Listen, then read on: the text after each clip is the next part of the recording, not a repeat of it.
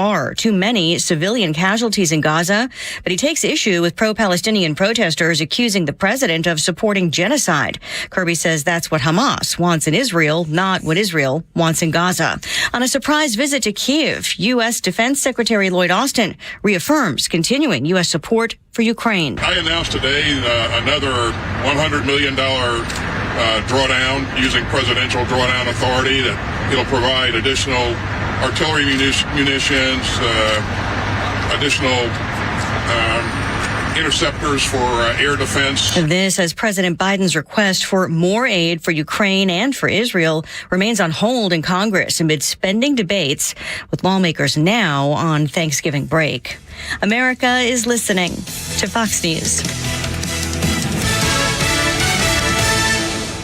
Hi, I'm Henry Winkler. My eyes are very important to me. My eyes connect me with things I love. I loved my late father-in-law dearly. He always lit up a room, but his vision dimmed with age. He had age-related macular degeneration, or AMD. And since partnering with Apellis, I've learned there's an advanced form of the disease called geographic atrophy, or GA. His struggle with vision loss made me want to help others know about GA's warning signs. For some, straight lines seem wavy, like when looking at a door frame. For others, blurry or missing spots can make it hard to read or see loved ones' faces. Many have trouble seeing in low light, making driving at night difficult. GA gets worse over time and cannot be reversed. If you've been diagnosed with AMD and notice vision changes, don't wait. Talk to your eye doctor about GA today. Learn more at GAWon'tWait.com. That's GAWon'tWait.com.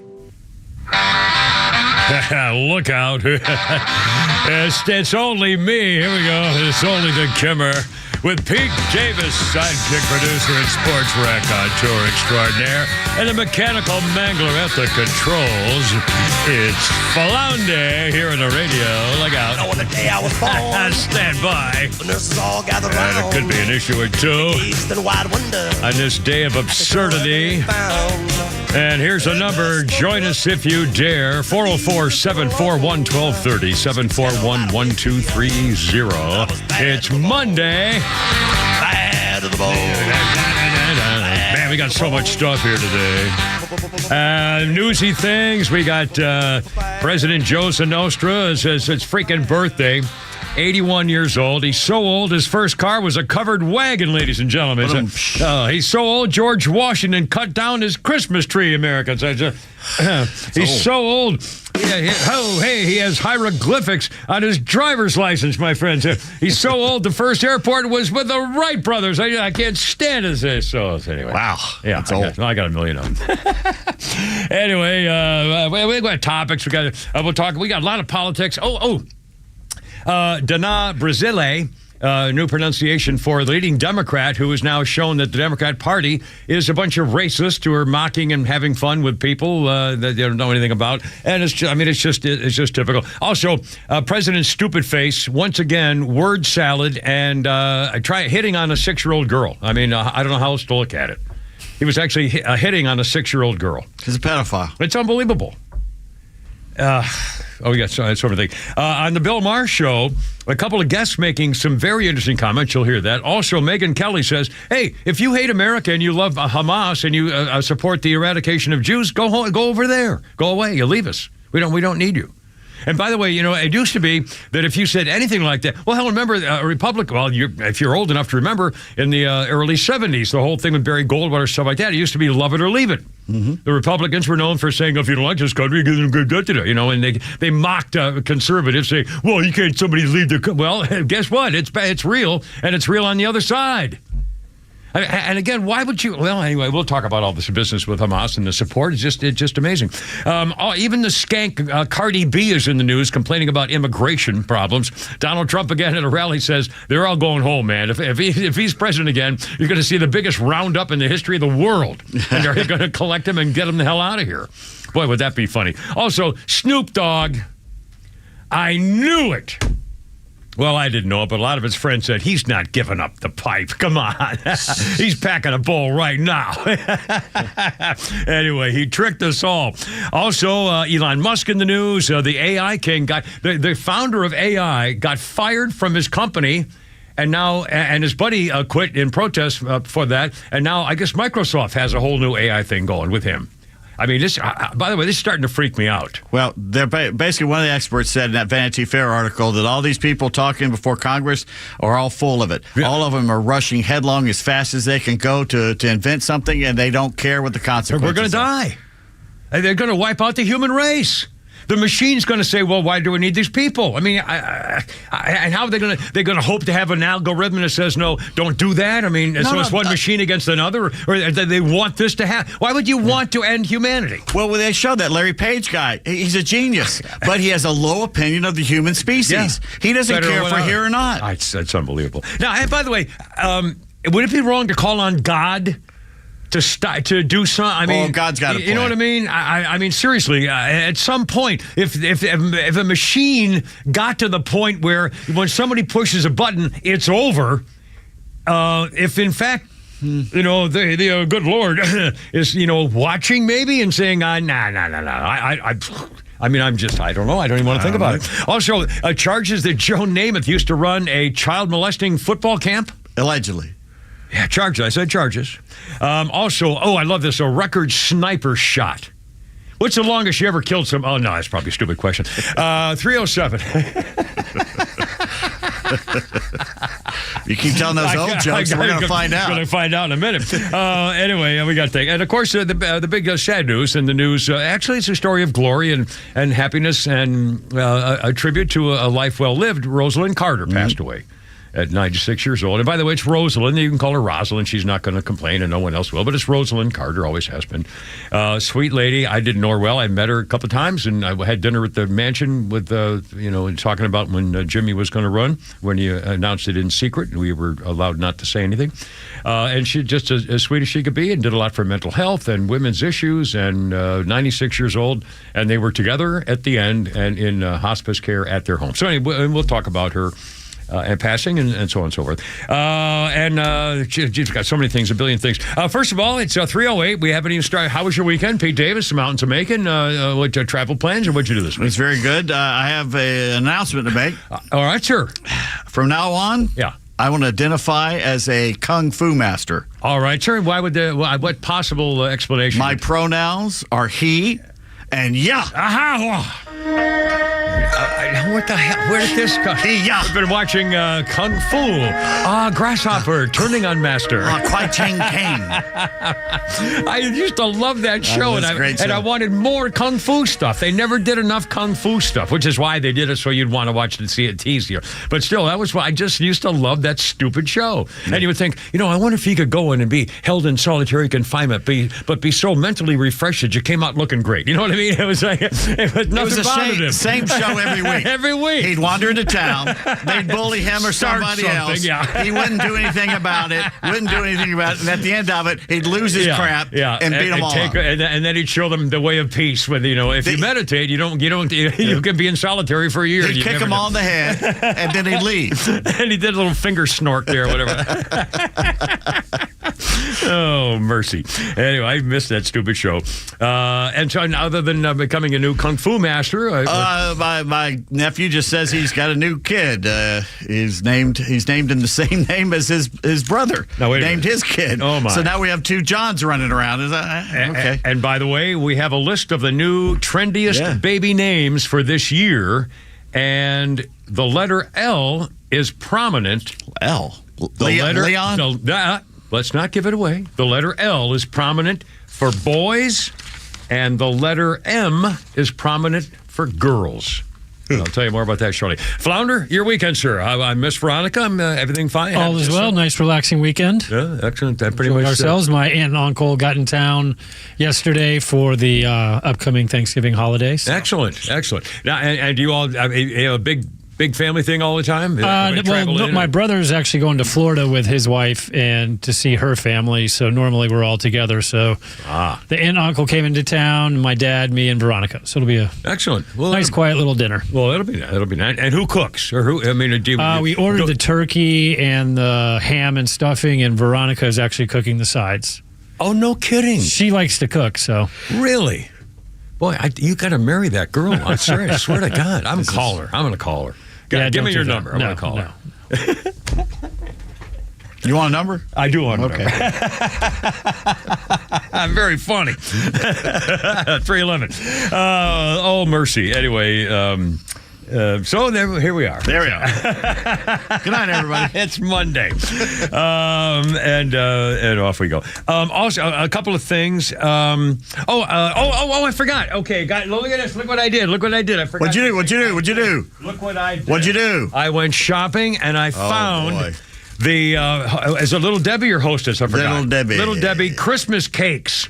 And vanilla and chocolate. Chocolate now. I'm holding them up for the camera. They have chocolate version and vanilla version of the Christmas cakes. And by the way, I was at my Publix. I got to up in Alpharetta near the stable over the weekend. And so I grabbed a bunch of boxes because they'll be gone in 20 minutes. Anyway, those are chocolate and vanilla for you. And I have a chocolate and vanilla. Oh, I cracked it in the microphone. For Flounder. So there you are. So those are your special snacks for today. And I hope I brought everybody apple cider donuts today from in fact, the orchard.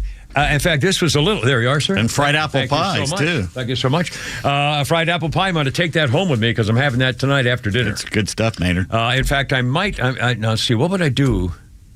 I might actually. I'm trying to think. Well, I'd probably heat it up to put a little glaze. It's going to be you good. can do that. Yeah. Thanks to RNA Orchards for doing that on Highway 52. Really? No. Is it a pie place? I mean, It's an orchard where you bakery, can buy apples, you can buy apple pie, you can buy anything apple they got. and do they have their own bakery there? Cherry, yeah. I'll be damned. And what's this called? Where is it now? R&A Orchards off Highway 52. It's north of Ellijay. Okay, wow. Excellent, child. Looking forward And to they that. have their old Frosty root beer and Frosty strawberry drink and stuff. Oh, my Frosties and Hires. Remember Hires? Yeah, Hires root beer is good, too. A&W, Frosty, Hires. A&W is my favorite. Yeah. And we used to have the root beer floats, man, all the time. That was was the thing. And by the way, speaking of the donuts, I understand that my Kimber babe Amanda, the commandant of the social media program here at the 106.3, Found something out about her. She was offered a donut, and you want to tell the? She declined. She says, "Don't tell anybody, but I don't actually like donuts." Whoa, no, wait a minute. She says, "Don't tell anybody." Yeah. Hey, we're telling everybody. What woman doesn't like donuts? I don't know. Good question. Anyway, okay, coming up, President Stupid Face. Wait till you hear this. He's done it again, and the pardoning of the turkeys, hitting on a little girl, and mixing up who. There's a difference between Beyonce and Taylor Swift and Britney Spears, although you wouldn't know it in the White House on a birthday day for President Showers with Daughter. 3:14 with the Kimber, Pete, and Flounder. Happy Monday. Let's rip. There we go.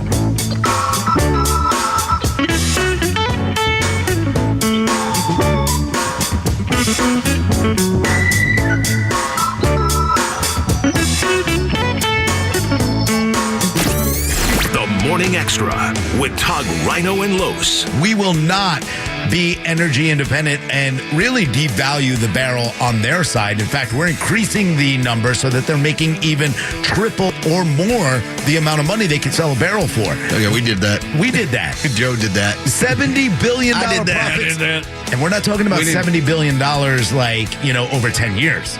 We're talking about $70 billion a month almost. The Morning Extra. Now every morning from 6 to 10 a.m. Only on Extra 106.3. Hey, 3:15. How's it going? It's only the Kimmer on Pete and Flounder. Happy Monday. Kind of a cloudy one. And I guess storms coming. For a lot, like half the country or something. It's a bad winds and all, wind advisory and everything. Almost like 40, 50 mile an hour winds coming up. I'm going to have to race home. It starts tonight, I think. So just a word of the wise. Salute to my buddies at Atlanta Safe House. Holy man, I love these guys. What a great company. Non-woke company. They believe in the First Amendment, Second Amendment, the whole damn Constitution for that matter. In fact, when they deliver a safe to your place, Atlanta Safe House will only use off-duty police and firefighters and military people to deliver the goods for you because it's a chance for them to say, here's a little extra money for a part-time job because you appreciate it and we appreciate you. And you know that they're taking care of folks who take care of us too. Gun safes, jewelry. I bought 2 gun safes. In fact, they'll bolt them into your garage floor or a concrete basement or anything you want to make sure. And you don't have to. I mean, do whatever you want. Also, pistol safes you can take with you driving in the car or moving or whatever you want to do. Business safes, jewelry safes, high security safes. How about a vault door? I mean, they've got it all. In fact, I'm not making this up. Check out their website, atlantasafehouse.com, and you can see how they can build you a family storm shelter.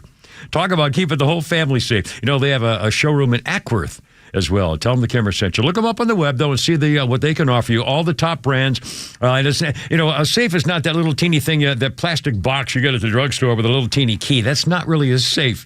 Atlanta Safe House is where I know I'm getting turned down for some Veterans Administration benefits because I couldn't find my medical records from 20 years ago because Piedmont Hospital threw them out, and I don't have them, so I'm going to lose. If I'd had my safe down in Florida where I was, I'd be in a lot better shape right now. It goes to show. You may not think you need a safe, but take it from me, you do. I did and do. Tell them the Kimmer sent you. Check them out. You'll love this company and what they can offer you right now. AtlantaSafeHouse.com. If you have been to Chuckingham Palace, you know that we now have gorgeous double front doors. Well, Dan Watkins, the guy that put that door in, told me some interesting things about it at dinner. Atlanta is a weird market for front doors. For 40 years, builders have been installing odd-sized side lights as part of the front door, which is a huge problem now that people realize how much better their home looks with modern and beautiful double doors. Most companies will tell you the double door installation can't be done. It can be done, and we're the company to do it, no matter how odd the opening is. Let all Four Seasons garage and entry doors be the ones to tell you yes. My name is Jamie High, and I have worked for Bruce Hagen for 14 years. Why do I work for Bruce? Because he truly cares. He cares about me, he cares about my family, and he cares about each and every one of his clients. Family is important to him, and he never makes me choose between my family and work. He values me as an employee, but also as a person. At our firm, we are all family, and I wouldn't want it any other way. I am Jamie, and I've worked for Bruce Hagen for 14 years because he's the best. Hagen-law.com.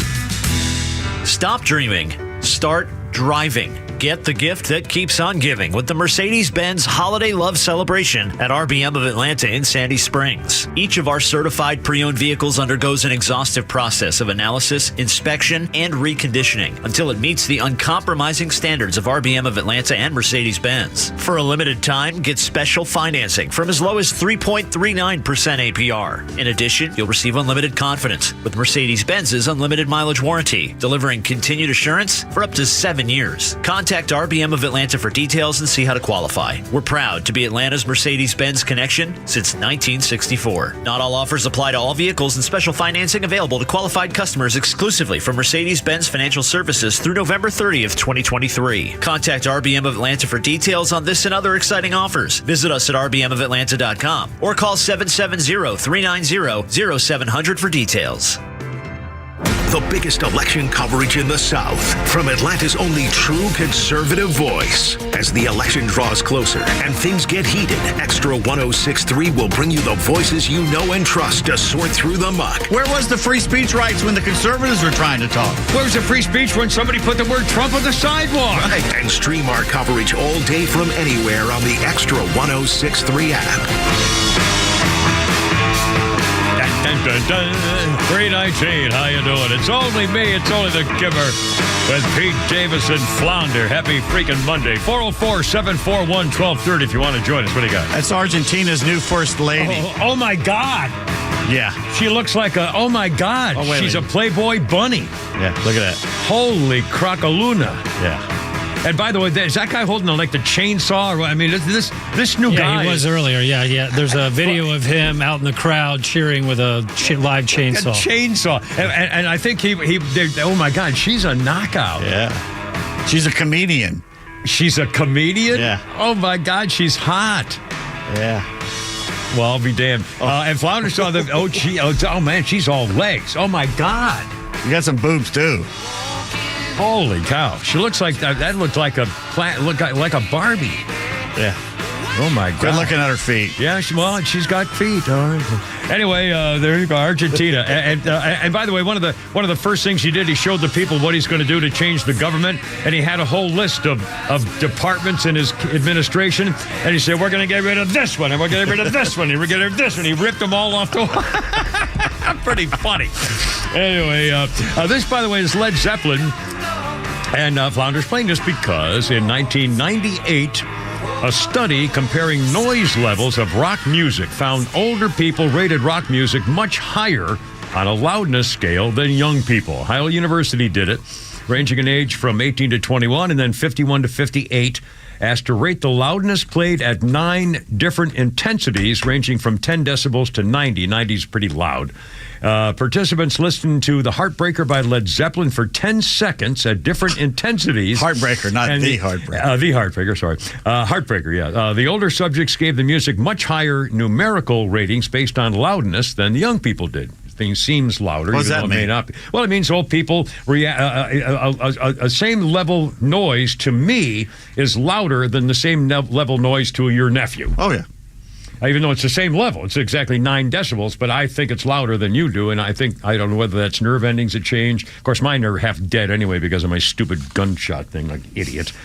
Sorry. Anyway, 322. A birthday list includes President showers with daughter.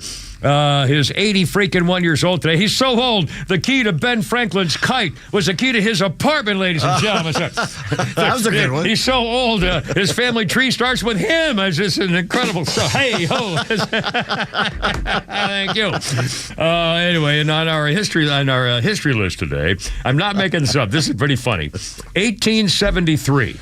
The capital of Hungary, the country Hungary. By the way, is that still a country? I mean, is that gone now? It's one of the. It's a real country because they don't let barbarians in. Yeah, exactly. Now Czechoslovakia is now 2 different countries. 2 different countries. Yeah. Checo and the Czech Republic. Yeah, and the other Slovakia. Slovakia, Herzegovina, Basmurdia. Anyway, I'm not making this up. The capital, 1873. The capital of Hungary was officially named Budapest. Budapest. Do you know how they? It's pronounced Budapest, but it's spelled Budapest. It's 2 cities. You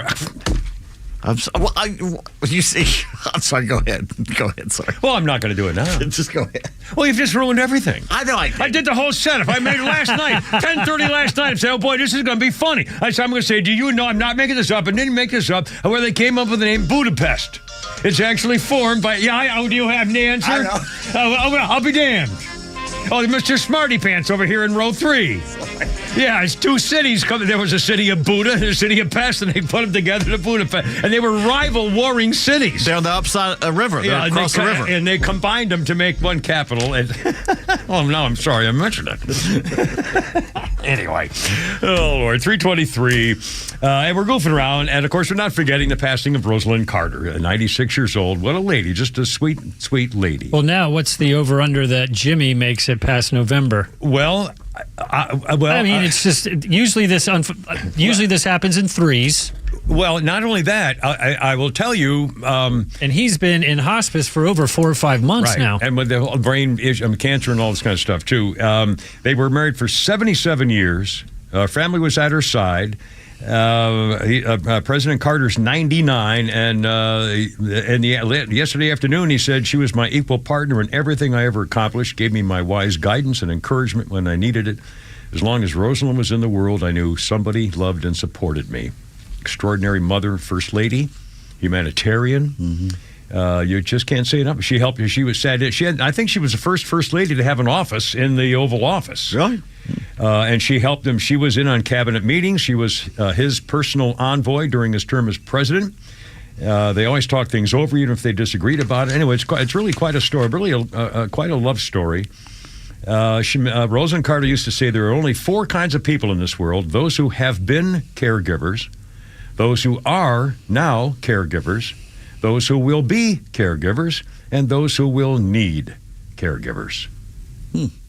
way of looking at it. 77 years together is amazing. Yeah, and to Flounder's point, my mom and dad were married for 65 years, and when my father doted on, I mean, he did everything for her, and for the last couple of years of her life, she had a bunch of TAs, and she would wake up and have problems physically that he would take care of. I mean, he doted on that woman. He's one. I told you he gave her a present every Sunday morning.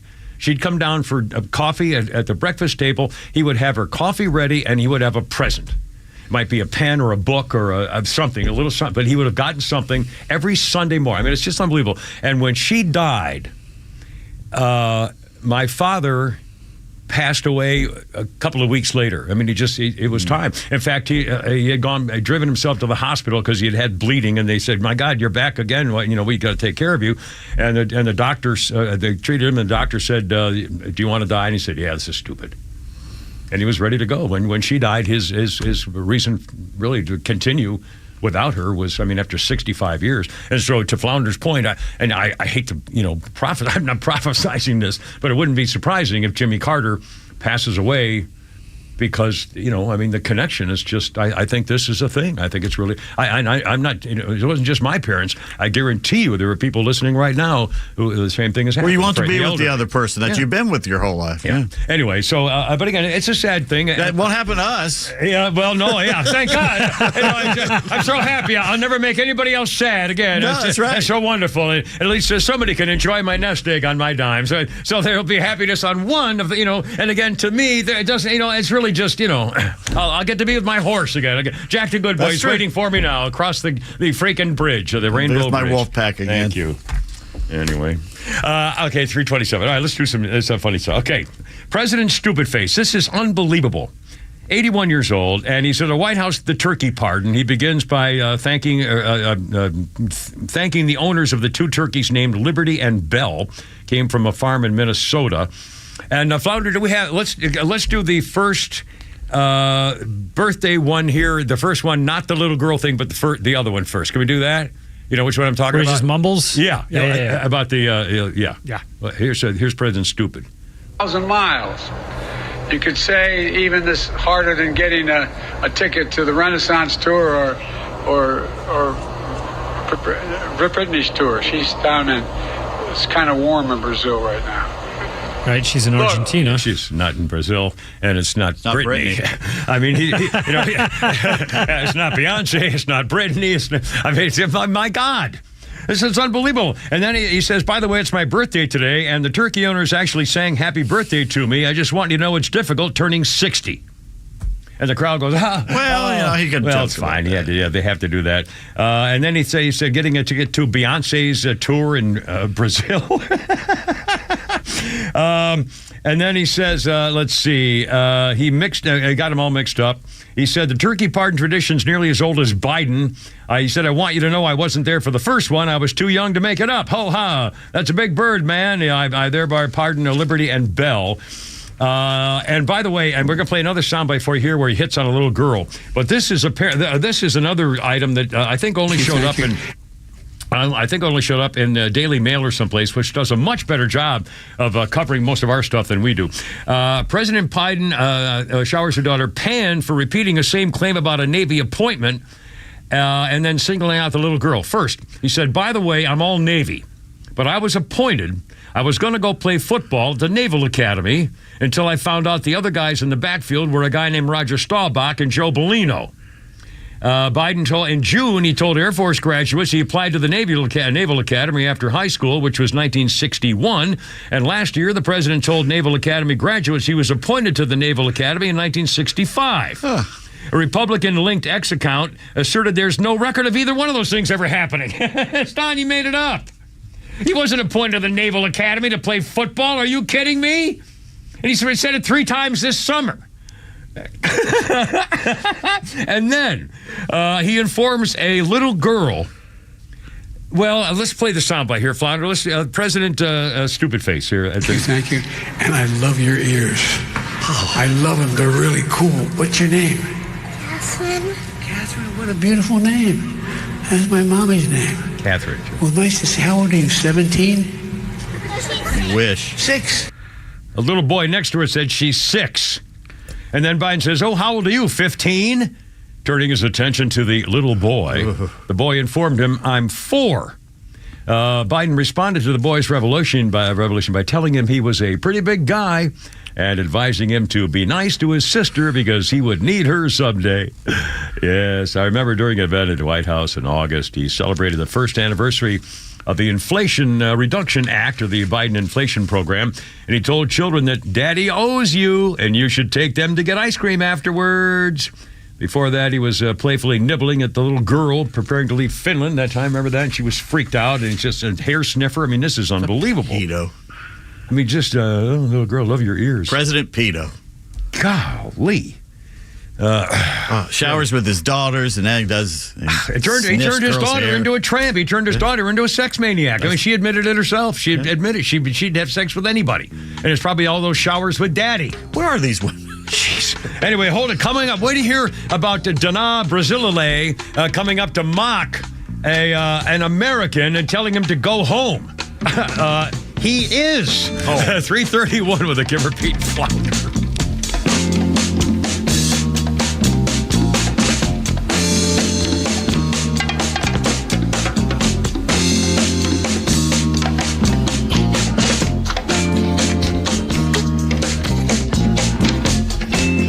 Coming election stands to be one of the biggest and most contested of our lifetime. And as the rhetoric ramps up, count on Atlanta's only conservative news and talk station to bring you the latest election news and opinions from the local and national voices you trust. And this judge is now afraid that Donald Trump is, calling for violence again. That's nonsense. I stand behind Trump and his ability to be able to speak about what he is being charged with, because they have every right to sit there and throw out these bogus accusations. We're proud to carry the torch as Atlanta's only conservative voice. Extra 106.3 FM and the Extra 106.3 app. Join A Second Chance Bail Bond CEO Daniel Madelon and host Tug Coward for a new weekly radio show, Back Your Blue. They will highlight special initiatives, criminal justice programs, and community events aimed at keeping our communities safer. Tune in Saturdays at 11 a.m. to learn some good news about and from the law enforcement and justice communities. This week's guest is Officer David Buchanan, Public Information Officer for the Kennesaw PD. Tune in on Saturday or find it online at thepodcastpark.com. No one plans on going to jail, but when it happens, it's important that you know who to call. Call A Second Chance Bail Bonds, where we believe everyone deserves a second chance. Whether your loved one's been arrested in Cherokee, Clayton, or any of the other metro Atlanta counties in between, A Second Chance Bail Bonds works fast to help expedite release within hours. A Second Chance. It's better to know us and not need us than need us and not know us. Call A Second Chance 24/7 at 770-627-3235 or online at atlbail.com. It's the Subaru Share the Love event. So put a little love in your heart this holiday season at Subaru of Gwinnett. You're going to love the full line of new Subarus in stock now. From the Outback and Forester to the Legacy, Crosstrek, and BRZ. Each Subaru built to superior safety standards to protect your loved ones. You know, it's a fact. Subaru owners show a lot of love, especially to the environment and those in need. So right now, during the 2023 Subaru Share the Love event, Subaru will donate $250 to your choice of charities with any new Subaru lease or purchase. Visit Subaru of Gwinnett for complete details and log on to SubaruofGwinnett.com for amazing lease and financing offers on all new Subaru models. This holiday season, drive a Subaru and share the love, and Subaru will pay it forward with a $250 donation to your choice of 5 charities. Subaru of Gwinnett, Satellite Boulevard, Duluth. Subaru will donate $250 to purchaser or lessee selected national and hometown charities. Log on to Subaru.com/share or call 678-475-3500 for details. True Prep on Cobb Parkway is your one-stop shop for emergency preparedness supplies, including freeze-dried food, water filtration, first aid, and more. They also have a large selection of firearms, including a huge selection of AR-15s, firearm accessories, and ammo at the lowest prices around. They are locally owned and operated. You can visit their store in Marietta on Cobb Parkway or online at trueprep.com. That's TRU prep.com. Prepare today for a worry-free tomorrow at True Prep. It's now weeks before Christmas and you're shopping for others, but there's no need to stress because they're Solomon Brothers. Whether for mom or dad, your husband or wife, you'll find the right gift for the love of your life. Now let me tell you why it's worth the drive. We have 1 carat total weight diamond set earrings for just $9.95. Necklaces, rings, watches, and more, all waiting for you. Just visit a store. And what else will you see when you do arrive? A 3 carat tennis bracelet for $29.95. There's no gift like jewelry at just the right price. So shop Solomon Brothers and you'll find something nice. But time's running out, so come see us today and celebrate this season the Solomon way. This holiday season, find the perfect gift for that special someone on your list at Solomon Brothers. So visit us today on Peachtree Road in Buckhead and on Old Milton Parkway in Alpharetta. You can also shop online at SolomonBrothers.com or on Instagram at Solomon Brothers. Major phone carriers make you sign contracts with rigid data plans to trap you into a kind of forced phonogamy. Sounds pretty insecure if you ask me. At Consumer Cellular, we believe in a more consensual and healthy form of phonogamy, free of contracts and more flexible to your data needs. This way, you stick around not because we force you to with contracts and fees, but because you love our phone plans. Like ardently love our phone plans. Phonogamously. Consumer Cellular. When freedom calls, we're here to answer. Call us at 1-888-FREEDOM. We're going abroad for the first time in years, to Spain. So we started using Babbel. And started learning Spanish fast. With Babbel, you can start having conversations in another language in just 3 weeks. ¿Cómo te llamas? ¿Cómo te llamas? When you learn a language, you want to actually use it. Babbel is designed with that goal in mind. In just 3 weeks, we're starting to have conversations in Spanish. Gracias, Babbel. Babbel, language for life. Now try Babbel for free at Babbel.com. That's Babbel.com. Love having a true conservative news and talk station in Atlanta? Then spread the word. Tell your family and friends to download the Extra 106.3 app and stream the Morning Extra, The Kimmer Show, and Atlanta's biggest lineup of conservative voices.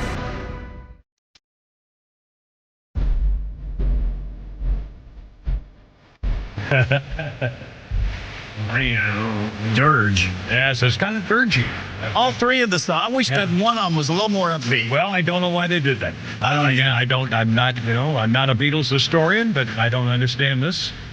And 1995 that's the newer Beatles.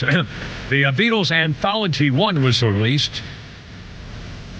That was it. It's like Mozart with a death mark. It's a good song. It's just slow. Well, it's very ponderous. Yes. Yep. But it's the Beatles. Anyway, this was released Anthology 1 on this day, 1995. 60 tracks, including Free as a Bird. The song originally composed and recorded in 1977 as a home demo by John Lennon. And the 1995 studio version of the recording incorporated contributions from Paul McCartney, George Harrison, and Ringo, released as a single by the Beatles. I remember the first release because it had a bunch of recordings from their early days at the Cavern and places that. I love that anthology. I still listen to it all the time. I've got all 3 of them. There's 2 or 3 of them. I forget. There's 3. 3. I've got all 3 of them. I think the last one's the best, but again, they're all really good. The version, they have 4 different versions of Strawberry Fields, and he puts them from the bare bone, just him and a guitar, all the way up to the fully orchestrated one. It's amazing. There's a couple songs. A Day in the Life. Yeah, there's a couple songs they do that throughout all 3 anthologies, and it's really cool. Wow. And you hear them how they progress. From a riff to or a bass riff to them humming, and just really cool. Outstanding. Let's see. Our birthday list includes President Stupidface, who is 81 years old today. He's so old, he walked into an antique store and they kept him, ladies and gentlemen. He's so old, he bought his first car from Fred Flintstone, ladies and gentlemen. It's a tremendous old man. Oh, my God. And Dino. That's old. The footman, it's old. That man is very old. As old as Budapest. A quick, yeah. You know, that came from 2 different. Can I say something before you do? Absolutely. Thoughts and prayers go out to the people of Blue Ridge who lost a bunch of stores in a major fire on Main Street. It shut down Main Street basically on Saturday, the Saturday before Thanksgiving. Do we know what happened? Don't know yet. As far as I know, there's a cafe there, so it may have started. Who knows where it started? About 7 stores, including the Bear store, which is a great little store. Really? Like go one to the next store. Yeah, boom. This is right in Blue Ridge. Yeah, because all the stores are almost attached to each other, pretty much attached. Yeah. So it took about 7 stores. There was a major fire, and they don't have a full-fledged fire department up there in Fannin County. It's volunteer. Yeah. Did a hell of a job. They brought in from other counties, and they got quick. Nobody got hurt, but it's a huge chunk of Main Street that got taken out. And what a nightmare! If you ever starting right before Christmas, insurance and Christmas, yeah. Oh mercy! God, I hope they did. I wonder if I hope they had insurance or had some way. I hope so too. Because it's going to be rough. A little town of Blue Ridge, I wonder how many of those people who own that store were just risking it and couldn't. And I don't know. Can you even get a business permit if you don't have insurance? I don't Probably know. Not. Anyway, I wish them the best. But if we hear anything, we'll let you know if they have some kind of a fundraiser or if there's some tragedy we don't know about. Whatever. Anyway, Blue Ridge. And on this day in history, in 1943, World War II, the U.S. Marines landed on Tarawa, the island in the Gilbert Island chain, and they were not dicking around, my friends. They were open for business. The Marines in Tarawa, if you were doing Marine Corps history. Kind of like in Austin the other night. Well, I'm going to talk. They landed in Austin, too. Well, in fact, let's do that story right here. In fact, I'm surprised you saw it. This is really funny. It popped up on my phone. It's on the Daily Mail. I know. The Daily Mail is the greatest. I mean, they're just the greatest freaking thing. And this popped up on my phone, and it's video. It was in Austin, Texas, in front of the Voodoo Room nightclub, and apparently a fist fight broke out with a bunch of Marines in dress blue uniforms, okay? So everybody knew they were United States Marines, okay? In their dress blues on the weekend. Footage shows the groups outside the Voodoo Room in Austin, the entertainment district. One woman grabs a phone out of somebody's hand. A Marine tries to intervene. A guy in a white shirt tries to throw a punch at a different Marine and misses. And then, oh boy, here we go. Now, you go look at the video. It's on. And you'll see what's happening to this. The Marines try to separate the guys. They're cursing at each other and they're brawling. I mean, it's really pretty funny. And there's an exchange blows. Several are knocked to the ground. People are cheering on the Marines. Who, one guy's chanting USA, USA. Cops show up and break them up. Let's see. One of the black guys swung at a Marine and missed, and that escalated the fight. And you'll see one of these smaller Marines just go nuts. I mean, Marines we're nuts. I'm sorry. It's true. We're half freaking psycho. I mean, in the dress blues is what gets me. And by the way, you're not even supposed to do anything like that in uniform, let alone in dress blues. But some of the reaction: who wants to bet the Marines being in public in dress blues will get in trouble? Yeah. I'm glad they stood their ground. We're not supposed to engage with civvies like that. I'm sure they'll be punished. It's a different time, though. Yeah. It is. I mean, it's just a different time, and I think they had every right to do that. Who's stupid enough to attack them in dress blues? A group of Marines. Yeah, this state of our country, disrespect for those who put their lives on the line, unbelievable. People across the globe can understand this. What a disgraceful incident. Our brave Marines defending themselves after unprovoked attacks. Another, I don't condone violence, but maybe people should learn to respect our armed forces. The Marines are trained like no others. And I'll bet, here we go. I'm guessing these are not tranny Marines. And hopefully the Marines will not get in trouble. Everybody's going to get locked up and get some more reaction. But first, remember the story. This happened back in 2010 at Thanksgiving in Augusta. A Marine reservist was collecting toys for tots for the children when he tried to stop a suspected shoplifter in Augusta, and the shoplifter stabbed him. He stabbed a Marine collecting toys for tots. The guy had stolen a laptop, put it under his jacket. The Marine tried to stop him, knocked down the employee, pulled a knife, ran toward the door. 4 Marines were collecting toys for tots. The Marine stopped the guy. He stabbed Corporal Philip Duggan in the back. And then the Marines stopped the fellow from doing anything other, and then the suspect was transported to the local hospital with 2 broken arms, a broken leg, broken ribs, cuts, bruises. And the Marine said to the police who showed up to investigate why this guy was laying in the gutter looking like he was dead, they said, well, he fell. He fell off the curb while he was trying to run away from the Marine. Fell off the curb. He fell off the curb.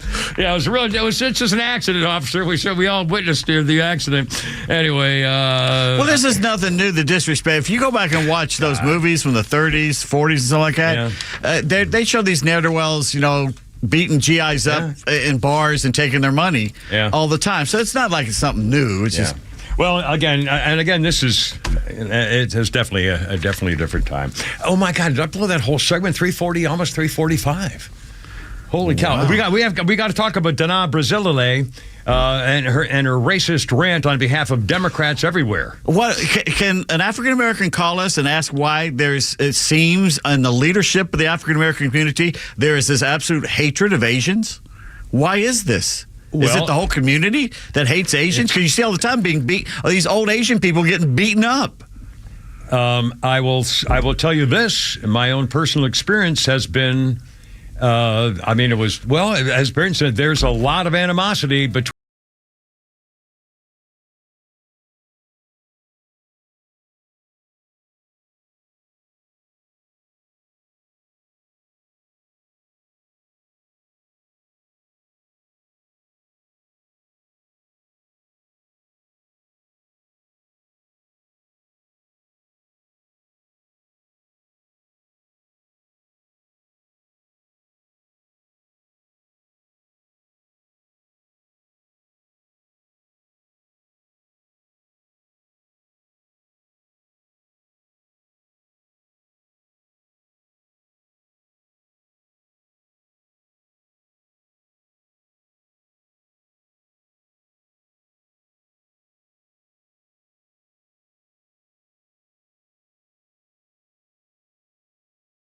Every day on Extra 106.3. And if you missed the legend, you missed this. Virtually every government spending program out there is on an automatic spending increase every single budget. When you talk about cutting spending, these politicians in Washington, both sides of the aisles, they will say, well, the Department of Snord has a 5% spending increase built in for next year. We're going to cut that back to a 4% spending increase, and then we're going to tell the people that we're cutting spending. And this goes on all the time. Catch Neil's commentary every day on Extra 106.3 or listen anytime on the Extra 106.3 app. When you own a business, you know where you're going. But there's always one question on your mind. How do I get there? With Piedmont Bank as your banking partner, your business has the support and financial expertise to bring you clear answers to that question. Because the heart of Piedmont Bank is built on professional insight, experience, and personalized financial solutions. So let's start a conversation and get you to wherever there is for you. Find a location near you at Piedmont.bank. Member FDIC and equal housing lender. It's the start of a new era of Georgia Tech men's basketball as new head coach Damon Stoudemire begins his first season at the helm of the Yellow Jackets. Help us bring the thrill back into the Thrillerdome by making sure you're at McCamus Pavilion to see the Jackets play. Whether you choose 9 games, including the matchup versus the Duke Blue Devils, or 6 games, including the North Carolina Tar Heels, we have plans to fit your busy schedule. For tickets and more info, visit RamblinRack.com. Sting 'em. Hey, it's Los here with Rhonda Duffy of Duffy Realty. And Rhonda, you've been saving Atlanta homeowners tens of thousands of dollars over the years on one simple premise. Why would you pay more for the exact same service? So I went to the hospital to get a CT scan done, and they have you fill out a form that says what it would be if they charged your insurance, which is an option that I have. But what it would have been was $6,800 versus $410. Now listen, I didn't get a lesser process. I still got the top machine, the doctor who read it, but that's a huge gap. But we're dealing with that with real estate commissions. Our process is not a lesser commission. We're still dealing with the same forms, the same MLSs. It's all the same. So the question is, just because you choose to pay more doesn't mean you get more. That's why Duffy Realty was built. That's why we're so successful. Money matters. So when it's time to buy or sell your next home, visit DuffyRealtyATL.com. DuffyRealtyATL.com. Hi, it's Glenn Beck, and I saw a statistic recently that jumped out at me. In 2017, home equity grew by a staggering $908 billion in America. That represents a 12% increase year over year. For most Americans, home equity is the biggest chunk of their personal wealth. At realestateagentsitrust.com, we see adult children who seek our help and sell their parents' homes. Often, the home is in a distant city and the condition of the home can be poor. And of course, our agents at realestateagentsitrust.com go above and beyond to help those families sell these homes, and that's a great feeling for everybody involved, including us. But it makes me wonder if there might be a better way. Have you considered looking at the equity you have in your home? It might be smart to sell now and downsize and have that equity to enjoy your golden years. If so, I urge you to go to realestateagentsitrust.com and let one of our agents see what might be possible by leveraging the equity in your home. realestateagentsitrust.com. That's realestateagentsitrust.com. The Kimmer Show is live until 6 p.m. and Extra 106.3 has the rest of your night covered with Jesse Kelly up next. Fox Across America with Jimmy Fallon at 9 p.m. and The Guy Benson Show at midnight. All live on Extra 106.3 and the Extra app. 350, how you doing? 10 before 4, Kimmer, Pete, and Flounder. And the Rolling Stones, on this day, 1991, signed a $20 million deal. Virgin Records, actually 20 million pound deal, so that's like 30 million or 25 million or more, to make 3 albums over 6 years, 1991, with a new deal. Rolling Stones, this would be the instrumental version. Yes, it was, thank goodness, because this has a bad word in it. Oh, well, that's why Flounder. That's the reason I used He's the our loop. musical director. Let's see. Birthdays include President Stupid Face, who is 80 freaking 1 years old today. The man is so old, he's How so old old. is he? Well, when he was young, rainbows were black and white, ladies and gentlemen. You don't have black and white rainbows. He was so old, his watch was a sundial, my friends. It's a rough room. Tremendous, horrible situation there for the thing. He there. got no respect. No respect of anybody. Now, other birthdays include Estelle Parsons, 96 years old. I thought she was the one in Golden Girls or Maude, but that was Estelle Getty. Yeah. Estelle Parsons was the actress who won an Oscar for her portrayal of Blanche Darrow in Bonnie and Clyde. And she was also in Roseanne, I think, did you say? Anyway, Estelle Parsons, 96. And looking 96, Judy Woodruff, 77 today. You know who doesn't look her age? Who? Jeff Ollinger posted photos of him doing something at Emory with Brenda Wood, who looks like she's 30 years old. She's a beautiful woman. I Oh, my co-anchored with God. her. Yeah, I worked at Channel 5 with her. I was doing weekend weather. She doesn't look a day over 30. She's a beautiful girl. You know, she's a concert pianist. Really? I guess she's a pianist. I don't know what she's doing, man, but it's working. No, she's still, I don't even know if she's still working. Anyway, Brenda, well, yeah, she's a beautiful, classy, beautiful girl and a concert piano player. Lady, woman. Woman, girl, person, human, non-male. Sorry. And on this day in history, this is a little kinky. Here's what it's written here. This is Flounder's History Guy. Reads this. In 1982, Drew Barrymore became the youngest host of Saturday Night Live at age 7. That was 2 years before she started drinking and a whole 3 years before she started smoking weed, which, by the way, is true. She was a 12-year-old addict. And she was raised as Mama used to let her smoke cigarettes and that whole drink family were druggies. Yeah. The Barrymore people. 352. Back to the news. This is unbelievable. If a Republican, Donna Brazile, Donna Brazile, was on the Bill Maher show, and she's a former head of the Democratic National Committee, former chairperson, and she deliberately mocked Vivek Ramaswamy with Bill Maher. So let's play a little soundbite here, Flounder, if you wouldn't. Here's what she has to say. And Vivek needs to just shut the hell up and go home. I'm tired of We all hate Vivek. Okay. It's Vivek. Well, whatever. Not that Vivek.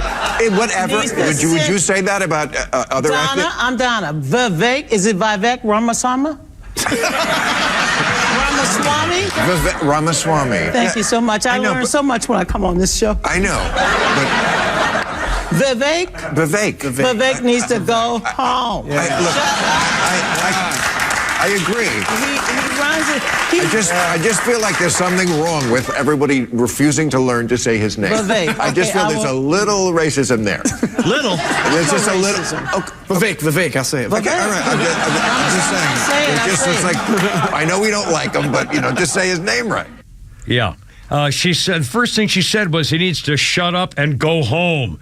He was born in America. This is a black woman who's race baiting and castigating a member of the human race in America running for president of the United States, and she's racistly attacking the man, telling him to go home. You mean what, to like what, India, Pakistan, or some brown country, Donna? Is that what you're saying? You freaking racist?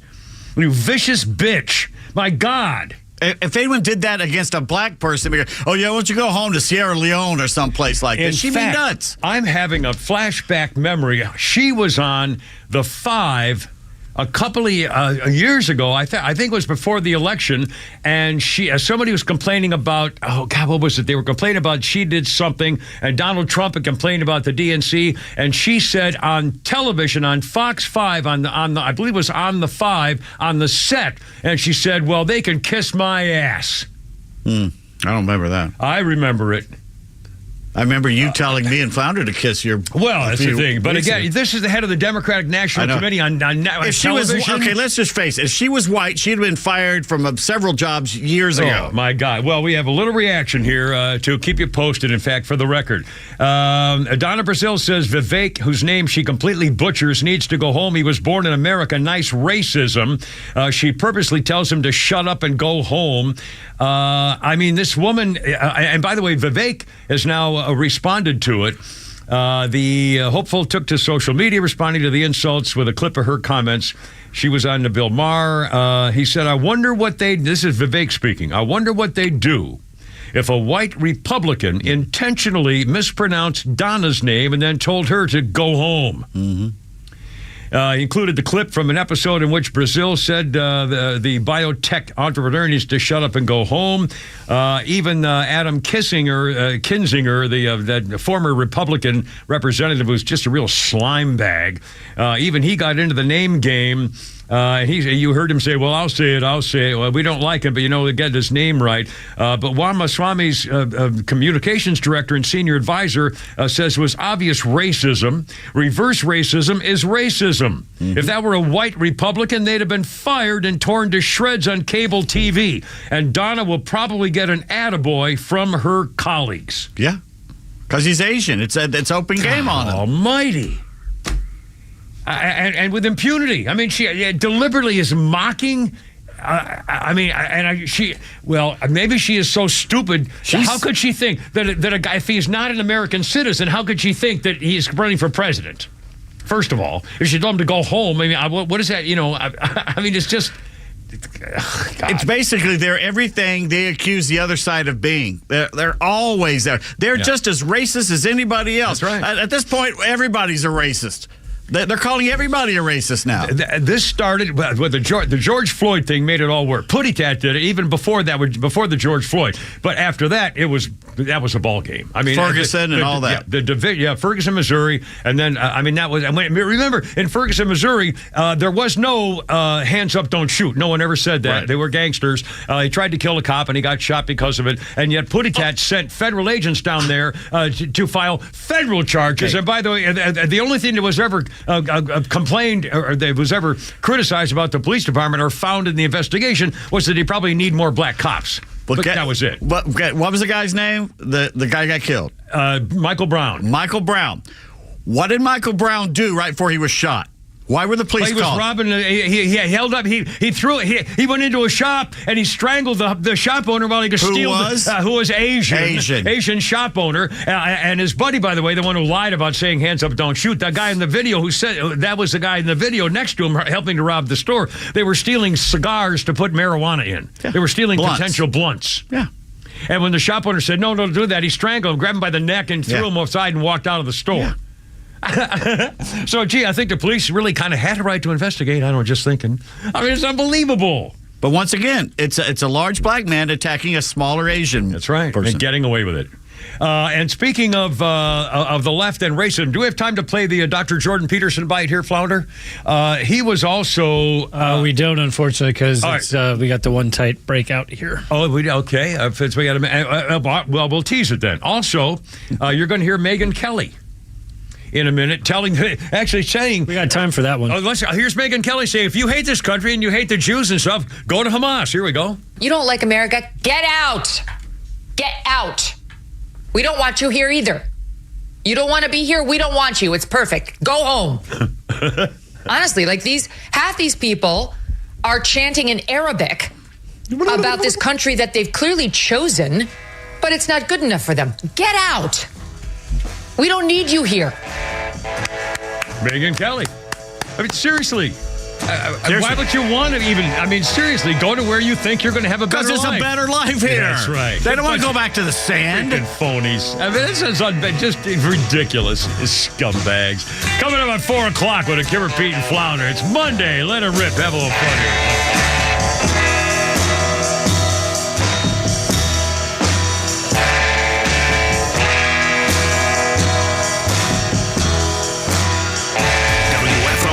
W292 EV Marietta, a Dickey Broadcasting Station. This hour is presented by Atlanta's Safe House. It's just a number. I'm Lisa Brady, Fox News. That, in so many words, is the White House perspective as President Biden turns 81 today, with polls showing voter concern about his age. There's no alarm behind the scenes of the White House, Press Secretary Karine Jean-Pierre says, about President Biden's age or ability to do his job. Our perspective is that it's not about age, it's about the president's experience. That's what we believe. Jean-Pierre says at 81 years old, the president is handling multiple foreign challenges and implementing legislation that is improving the economy. Proof is in the pudding, right? We see that in the data. Still, polling over the weekend again showed the president's approval rating at just 40% compared to 57% of voters who disapprove. Fox's Jared Halpern at the White House. The Commission on Presidential Debates releasing a debate schedule for the eventual 2024 nominees beginning next September. The White House referring any debate-related questions to President Biden's re-election campaign. The Biden administration offering hope on a possible hostage deal between Israel and Hamas. We have been engaged in intense negotiations over this matter. The secretary has been involved. The president has been involved. Other members of the administration have. And we have made progress in trying to secure a deal in conversation with our Qatari partners and, of course, in conversation with the government of Israel. But State Department spokesman Matthew Miller says it's not productive to get into the details publicly. There have been reports women and children could be released for several days, pausing the conflict. The U.S. demanding the immediate release of a cargo ship and its crew seized by Iran-backed Houthi rebels in the Red Sea. The rebels claiming it's an Israeli ship. It's a British-owned, Japanese-operated ship. The State Department says the U.S. will consult with allies and UN partners. Wall Street rallies. The Dow is up 203 at the closing bell. America is listening to Fox News. Hi, I'm Henry Winkler. My eyes are very important to me. My eyes connect me with things I love. I loved my late father-in-law dearly. He always lit up a room, but his vision dimmed with age. He had age-related macular degeneration, or AMD. And since partnering with Apellis, I've learned there's an advanced form of the disease called geographic atrophy, or GA. His struggle with vision loss made me want to help others know about GA's warning signs. For some, straight lines seem wavy, like when looking at a door frame. For others, blurry or missing spots can make it hard to read or see loved ones' faces. Many have trouble seeing in low light, making driving at night difficult. GA gets worse over time and cannot be reversed. If you've been diagnosed with AMD and notice vision changes, don't wait. Talk to your eye doctor about GA today. Learn more at GAWon'tWait.com. That's GA-Won't-Wait.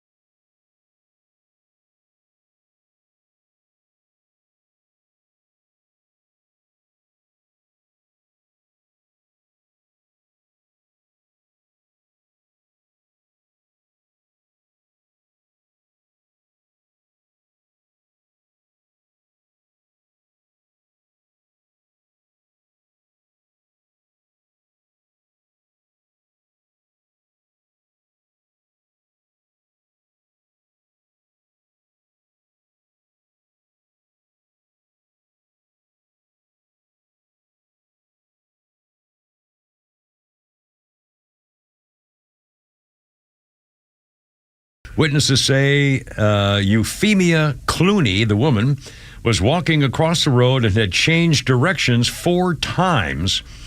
McGowan of the Bay City Rollers was convicted of driving recklessly and fined $200 and banned from driving for a year. But he didn't get charged with manslaughter. Apparently, it was her fault that she was running around, but he was reckless. And so, well, the law in Scotland is you can only change direction 3 times. Well, there you are. Well, they're very thrifty with their changing. And their change. Sorry. That's racist. That's cheapest. There's nothing racial about the Scotsman. That's a culturalist. You ever seen him? Well, no. Let's see. Hold on a second. I got a thing. Our birthday list in here. This is an amazing birthday. I'm part Scot, so I can say things like that. Oh, you are? Oh, well, there you are. My mother's side. All right, hold on a second. That was your mother's side. That's much better. Side. Oh, hey, the other side, not this side. Our birthdays include President showers with daughter. He is so old. He has an autographed Bible, ladies and gentlemen. Jesus himself. He's so old there were fossils at his wedding anniversary. It's a tremendous activity thing. Have you seen the commercial for the movie Genie with Melissa McCarthy? No. It's a black guy and he rubs a lamp and she pops out and she's a genie. She's been locked up for 2,000 years. Yeah. And she goes, tell me about this Christmas thing in front of the Rockefeller Center. He goes, well, it's about, Jesus being the son of God. She says, what? She goes, I knew Jesus. He goes, well, he's the son of God. She goes, he is? I thought he was kidding. Ouch. Our other birthday list, and this will be amazing. Did you ever watch the TV show Hill Street Blues? Oh, yeah. Are you ready for this? Isla Hunter. Are you James B. Sicking. Now I can't find my damn thing. My birthday. Hold on a minute. This is outrageous. And the little undercover guy. Here it is. The birthday list. Joyce Davenport on Hill Street Blues, played by Veronica Hamill. Oh, that was a good-looking woman. 80. You remember her, right? Yeah, beautiful, tall, lanky, long black hair, just gorgeous, classy. She's 80. Smart. 80 freaking years old. No. I can't believe it. Veronica Hamill from Hill Street Blues. Holy crap. Well, of course, I was at 85. The Hill Street Blues was early 80s. That's 40 years ago. Oh, man. Is that unbelievable? Look at her now. She's aged well. Yeah. Look at that. Yeah. She hasn't done too much to her face, looks like. A little bit. Good for her, yeah. Anyway, so that's pretty cool. Did I do a history thing? That's what she used to look like, though. Look at what she used to look like. Oh, she's a knockout. I mean, just gorgeous. Did I do a history thing? I don't think I did. Oh, here we go. 1995. I remember where I was. Prince Charles's murder victim, Princess Diana, goes on British television. Well, he did not. Her murder victim, his murder victim, Prince Diana, goes on British television to come clean about life with the royals. Her husband's longtime skank shagging with that beastly, selfish Carmela Putrid Bowles or whatever her name was. She suffered, Princess Diana suffered from depression and bulimia, she admitted on TV. Plus the bombshell on this day, 1995. She was horseback riding without the horse, but with her riding instructor, James Hewitt, ladies and gentlemen. Yes, they were formally divorced on the 1st of August, 1996. She was dating that weird rich guy when Charles had her killed. Well, okay, The Crown, the last season, The Crown just started up. Ooh, and they did not they start off with the crash. Ooh. And it's very, yeah. Apparently, the royal family is extremely upset about the last episode of this. They should be. Yeah. Well, it doesn't paint real. them in a nice, it doesn't paint the queen not in a nice light. In a nice light. Now, and if you watch the whole Crown series, you'll feel a little more empathy for Charles because of how he was brought up, the way they treated him. Yeah, you understand why he came out the way he did. Yeah. But the queen doesn't look good at the end here. Yeah. It's not a good thing. Anyway, so we got that going for us. All right, 408. How's it going? 408. We've gotten some feedback on the little Debbie treats you brought in. A lot. So I took a picture and asked, do you prefer chocolate or vanilla? Yeah. And so we've gotten Stinky says chocolate. The Jazzy says the old school vanilla, even though I've never tried chocolate yet. And I haven't tried the chocolate either. I didn't know they had chocolate. Is that new? No, I thought they were all vanilla. Until I'd never seen it's like birthday cake. It's great. Yeah, I've never seen a chocolate Christmas tree. So the majority are saying chocolate. Yeah, really. But I've always seen the vanilla ones. Now I bought the box in. I brought one of each for you two guys, and I did have one each last night. And the only thing I can say, I actually put them in the microwave for like 8 seconds or something to make it a little soft. And somebody said, in fact, I can't believe somebody sent me on my phone, or popped up on my Facebook page, I guess, of some kind of a recipe using because we talked about the Christmas cakes, and somebody showed me a recipe where they melt some Christmas cakes on something, and I didn't know what it was. I don't know what it was, but I can see if you would melt it on like maybe ice cream or like a glaze, chocolate, maybe chocolate graham crackers or something. I don't know. I mean. Anyway, it looked like some interesting Maybe ideas. you'll remember this. You're younger than my mom, but she used to tell us when we'd eat Twinkies, she goes, when I was a kid, they were banana cream. And we're like, oh, you're full of it. But back in the 80s or 90s, they came out with the banana cream I remember again. banana thing. I remember Really? banana thing, yeah. I think that sounds familiar. 410. Because they look like bananas. That just makes sense. Well, yeah, they do. By the way, I'm doing this on my stupid. My beard's horrible. It's true. You look like Keith Moon on a 3-day bender. It's not. I mean, it's not coming in real thick. And the problem is that at this stage, there are some like little twiggly little things sticking out. So it looks like little hairs just kind of sticking out of my chin and my cheeks and stuff. And I don't care. I love it. In fact, I haven't even trimmed even the thickness of it around my goatee part, and I can feel it a lot, and I like it. And I'm keeping it for a while, and I don't care if I look like crap because it doesn't really matter. I'm not trying to impress the babes, let's say. Don't hang out around any playgrounds, is what I'm going to tell you. No, and the problem is when you get old and you have a beard, like you just look dirty. You look like you haven't, washed your face or something. But I'm sorry, I'm keeping like the Golden Bachelor. I just don't care. Yeah. Oh God, and that's coming up in 2 weeks for the final nightmare. Oh God, I can't imagine. That's the final nightmare. A couple things. Should we do the Dr. Jordan Peterson thing here? Let's do it. He was on a Bill Maher show, and the headline of this says, "Holy Manakadaka, Dr. Jordan Peterson stuns Bill Maher and his audience into silence." And he's talking about the woke people in America, the socialist Marxist left, how the universities are training these people to be the way they are. And a quick history lesson, Pete, on Dr. Jordan Peterson. Is he actually Canadian, right? I mean, yes. And he just got in trouble. The Canadian Gestapo authority has said you're going to lose your license. Yeah, he had to go to a doctor re-education camp. Unless he goes to re-education camp. Yeah, we think that's not going to happen. Of course it's going to happen. It's unbelievable. Anyways, here's Dr. Jordan Peterson talking about this whole issue of the left taking over. But what happens is that they are then saying that being oppressed is being if the Holocaust. Yeah, well, this is the main issue. I mean, part of the reason that you see all this foolishness on university campuses too is because people have bought this idiot meta-Marxism, which is that the way to look at every social relationship that people ever have is through the lens of power. And that is, we can put that squarely at the feet of the universities, as far as I'm concerned, is, marriage is a patriarchal institution and business is nothing but oppression, and you have to view every single situation that emerged historically as oppressor versus oppressed. And then once you get that, which you can get in about 2 minutes if you sit in a course that teaches that sort of thing, you have a lens to moralize about the whole world through. And then you see the situation is that the leftists have already decided the Palestinians are the victims. And as you pointed out, if you're a victim, then you're morally righteous. And even more conveniently, if you stand for the victim, then you're morally righteous regardless of what you do with your own life. And that's pretty much what university students are taught from the time they enter the university classroom. And that's how they, orient themselves morally. And that's at the hands of the radical left, too, Bill. And one of the things the Democrats also have to pay the price for, I would say, is their absolute refusal to draw a line between the moderate Democrats and the extremists. They're completely incapable of doing that. Like, I've talked to 40 senators and congressmen in the last 5 years. I asked them all the same question, including RFK. He wouldn't answer either. When does the left go too far? Well, we certainly bloody well saw it in the last month, didn't we? Because they got the oppressive narrative a little mucked up, we might say. And the consequences of that are going to unfold pretty brutally over the next few months. The oppressors. Yeah, here we go. And, the university system is built for it. Wow. How to become a victim and criticize the good guys. I love it. 4:13 with the Kimmer, Pete, and Flounder. It's Monday. Look out.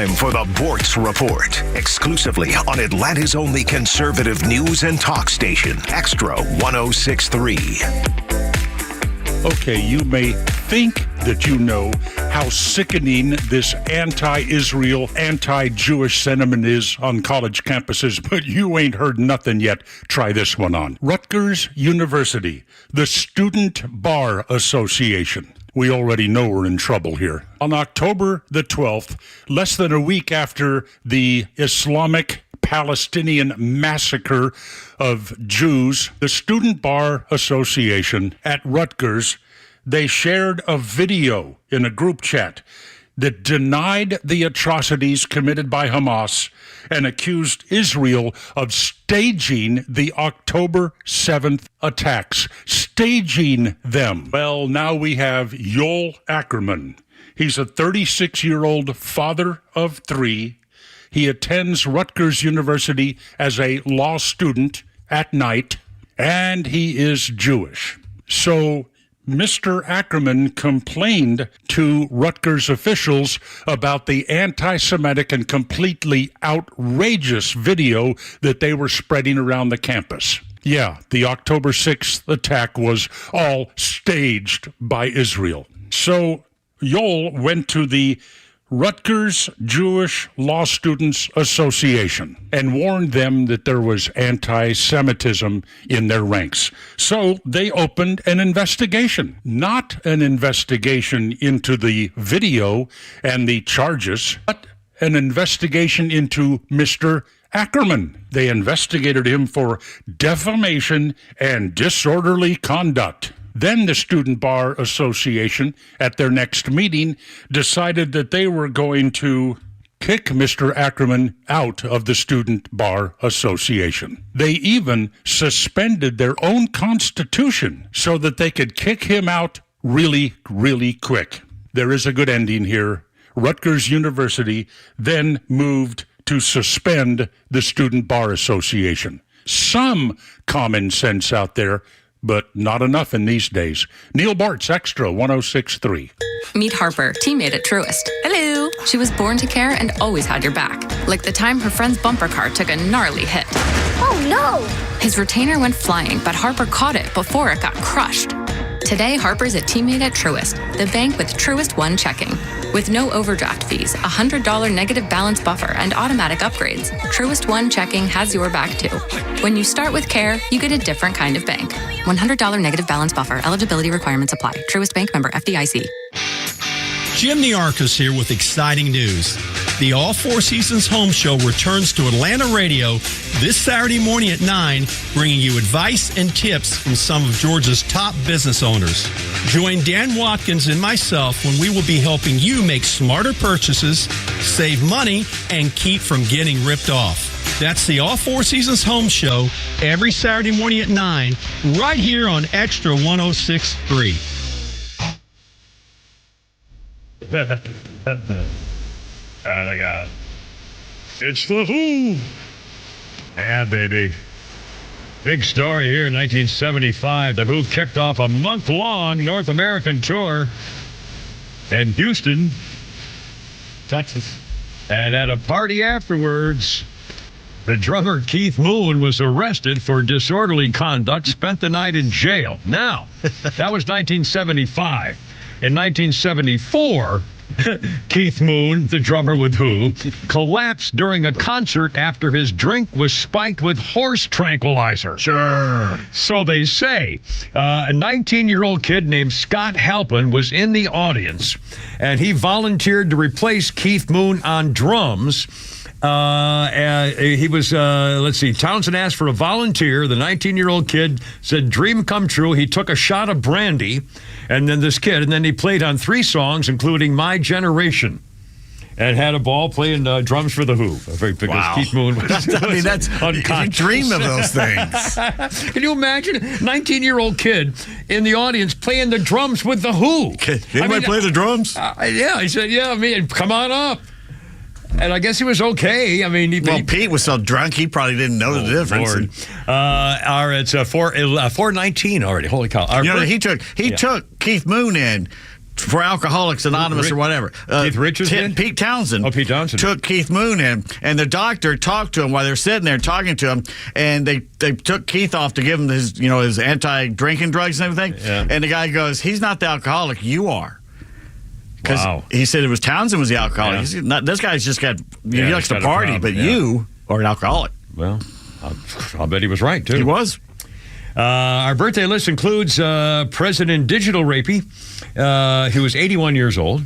And he's so, President Showers, her daughter, is so old. When he was born, the Dead Sea was just getting sick, ladies and gentlemen. The Dead Sea was only feeling bad or something.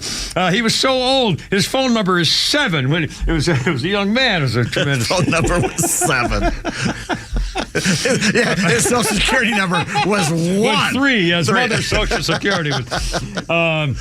Our other birthdays include Dickie Smothers, the straight man for the Smothers Brothers. Dick Smothers is 85. Wow. Now, the other one's around, too, isn't he? I think he died. Did he? I think Tommy Smothers. I think Tommy died. Let me look if I'm not mistaken. We'd probably check that out if we wanted to. And on this day in history, in 1994, there was some controversy about this. 1994, this day, David Crosby received a new liver at the UCLA Medical Center, which a lot of people think he really did not deserve. Both the Smothers Brothers are still with us. Oh, that's good. Who'd you say got his liver? The guy with the girl with the David Crosby.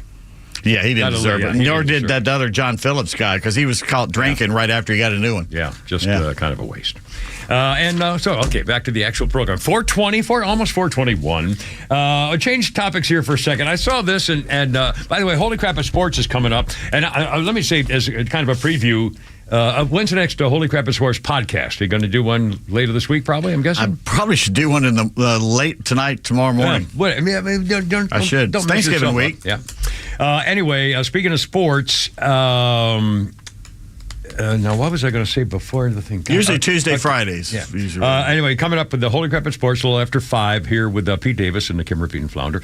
And this is a sports action here, and I'm amazed at the result of it, not exactly for what happened. Kyrie Irving is he's a Dallas Mavericks pro basketball player. Is he a superstar? I mean, they have to call him. He's been such a pain in the butt the last few years. He's had issues, and he's kind of. He's a narcissistic. He's like James Harden. He's a narcissistic idiot. Well, he was at a news conference over the weekend, and he showed up wearing a kafafa. What do they call it? Kafafa. It's the headwear. Black and white checkered scarf that is symbolizing Palestinian solidarity. This Mavericks and the NBA did not respond to the fact that he showed up wearing this "We Hate the Jews" Solidarity for Palestinian headscarf. He's a known anti-Semite, by the way. In my opinion. Well, recently after the apparently after the October 11th. He posted after the October assault by Hamas against the Jews, he posted, quote, "Where are all you tough-talking media heads that get on TV and social platforms to condemn people who stand by the oppressor and the oppressed? Crimes are being committed against humanity, and most of you are silent. Cat got your tongue, or are you afraid of actually standing for something real? Like the Palestinian Hamas leaders. Like barbarians. And here's what's killing me. That's not killing me, but I can't believe it. Well, I do believe it. At first thing I asked to Pete, because I didn't see this news conference or know anything about it other than just read this thing in the news. Here's what amazes me. Not one reporter asked him, why are you wearing that hat? Yeah. I know he even didn't remark about it. First of all, most sports writers are cowards. They're wussies. They don't want to rock. They rock the boat when it comes to sports, but anything outside of sports, they run scared for the hills. Yeah, but you think somebody said, why are you wearing that hat? I mean, they know the NBA will be mad at him for asking. Yeah, the Mavericks owner Mark Cuban will be mad. That's right, and they'll lose their connections. Yep. I was absolutely flabbergasted. And they're stupid. Most sports writers are stupid. It never came up. No one asked him anything about. Not surprising. 423. Let's change it. Let's have a fun here today. I mentioned earlier, kind of a tease. Their new baby name list is out, and this is the trendiest baby name list. And the former top name for the last many years has been knocked off the number one ranking. changing the number Muhammad? one baby name. Well, in London, it's still Muhammad. I think in London, England, the number one baby name, newborn baby is Muhammad. Yeah. But here's the list of the trending baby names for this year, and there's a new name snagging the number one spot. And here we go. All right. The biggest shock within the data report shows the name Liam, L-I-A-M, Liam, has been overthrown. It was the top name for the last 4 years. The new top name, Noah. That's a good word. That's a good name. That's a great name. Reigns supreme. It's followed by Liam, and now number 2. And the third top boy name trending, Oliver. That's another, I like. That's another old-fashioned. Yeah, it's okay. Oliver. I'm a new great nephew in the world today, I believe, and he named him the same name that his brother named one of his sons. I'm like, we've already got one of those. Well, yeah, but they're different families. So, but when they get together, it's like Italians. All the women in Italian families are named Rose. When Anthony. Anthony. I believe that's a little it's not Anthony. Stereotypical there. They're not all named Rose and Anthony. Yes, they are. And the 3 most popular... Paulie. Anthony. Big Paulie, little Paulie. The 3 most popular baby names for girls are the same as last year. The first, Olivia. Yeah. Beautiful name. Nice name. Emma. That's a beautiful name. And Amelia. Yeah. The pretty names. Those are all pretty names. Let's see. Now, check the name Noah, which is the number 1 name for boys now, comes from the Hebrew word noach, which means rest and comfort. Goes back to the book of Genesis in the Old Testament. For the first time, Liam dethroned. The name Noah has variations in 30 different languages. And the name Ezra is also, for the first time, in the top 10 list of popular boys' names, E-Z-R-A, Ezra. And that's also a Hebrew word, meaning help or helper, from the Hebrew moniker Azarahu or something, which means God helps. You don't see a lot of Inez's anymore. No, that's a... I had a great aunt, Inez. Great aunt, yeah.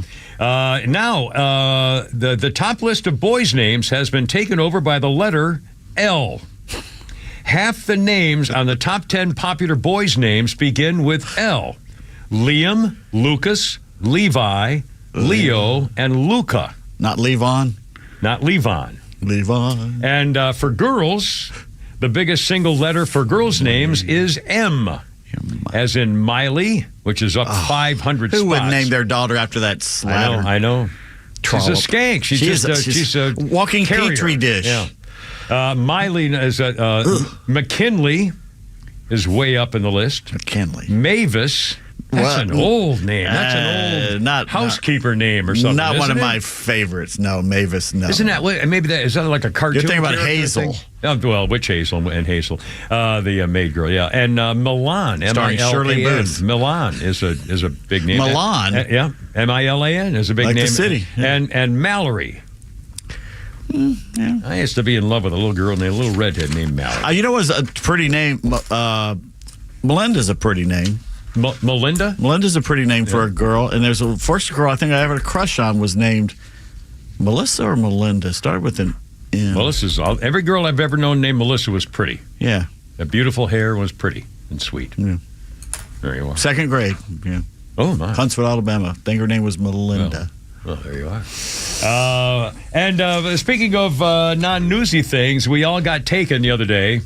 Snoop Dogg. We have sound on that. We have coming up. You'll hear the reason why. Snoop Dogg. We got a couple minutes here. I think we can get this in. Snoop Dogg tricked us. Snoop Dogg came out last week. We did a whole big thing, and we had audio and all this kind of stuff. That he's given up smoke. He said, "I'm giving up smoke." He didn't actually say, "I'm giving up smoking." He's giving up smoke. And the reason he's giving up smoke, he says, "I have an announcement. I'm giving up smoke." Snoop is 52. He said, "I know what you're thinking. Snoop smoke is kind of your whole thing, but I'm done with it, done with the coughing and my smelling all this thing. I'm going smokeless." Well, it turns out they call him a marketing genius now because he's actually not giving up smoking marijuana. He's now collaborating with a company called Solo Stove. He tricked everybody.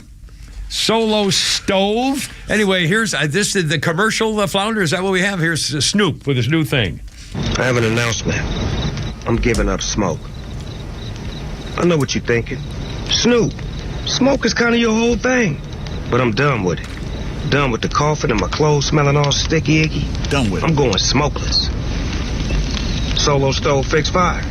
They took out the smoke. Clever. I don't know what they're doing. The smoke's so fun. By the way, Danny wants to know about your list of baby names. Yeah. Where's Lamangelo?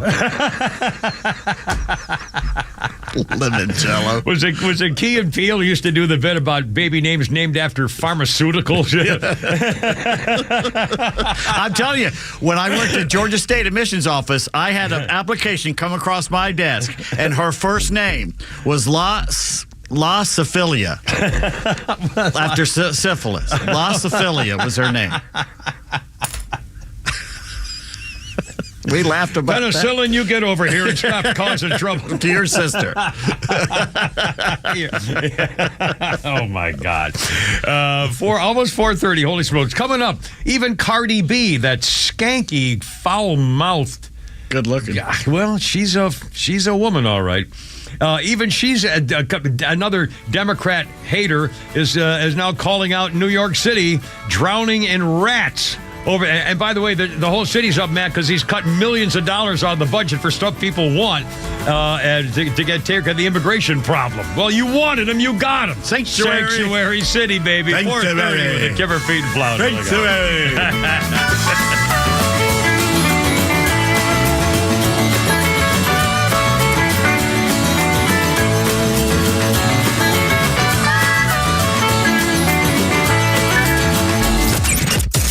The Morning Extra is the right way to start your day. And here's what you missed. There are tens of thousands of protesters in France. There are tens of thousands in other countries.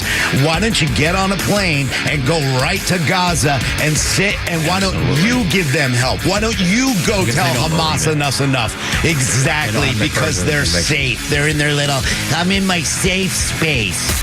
The Morning Extra, now every morning from 6 to 10 a.m. Only on Extra 106.3.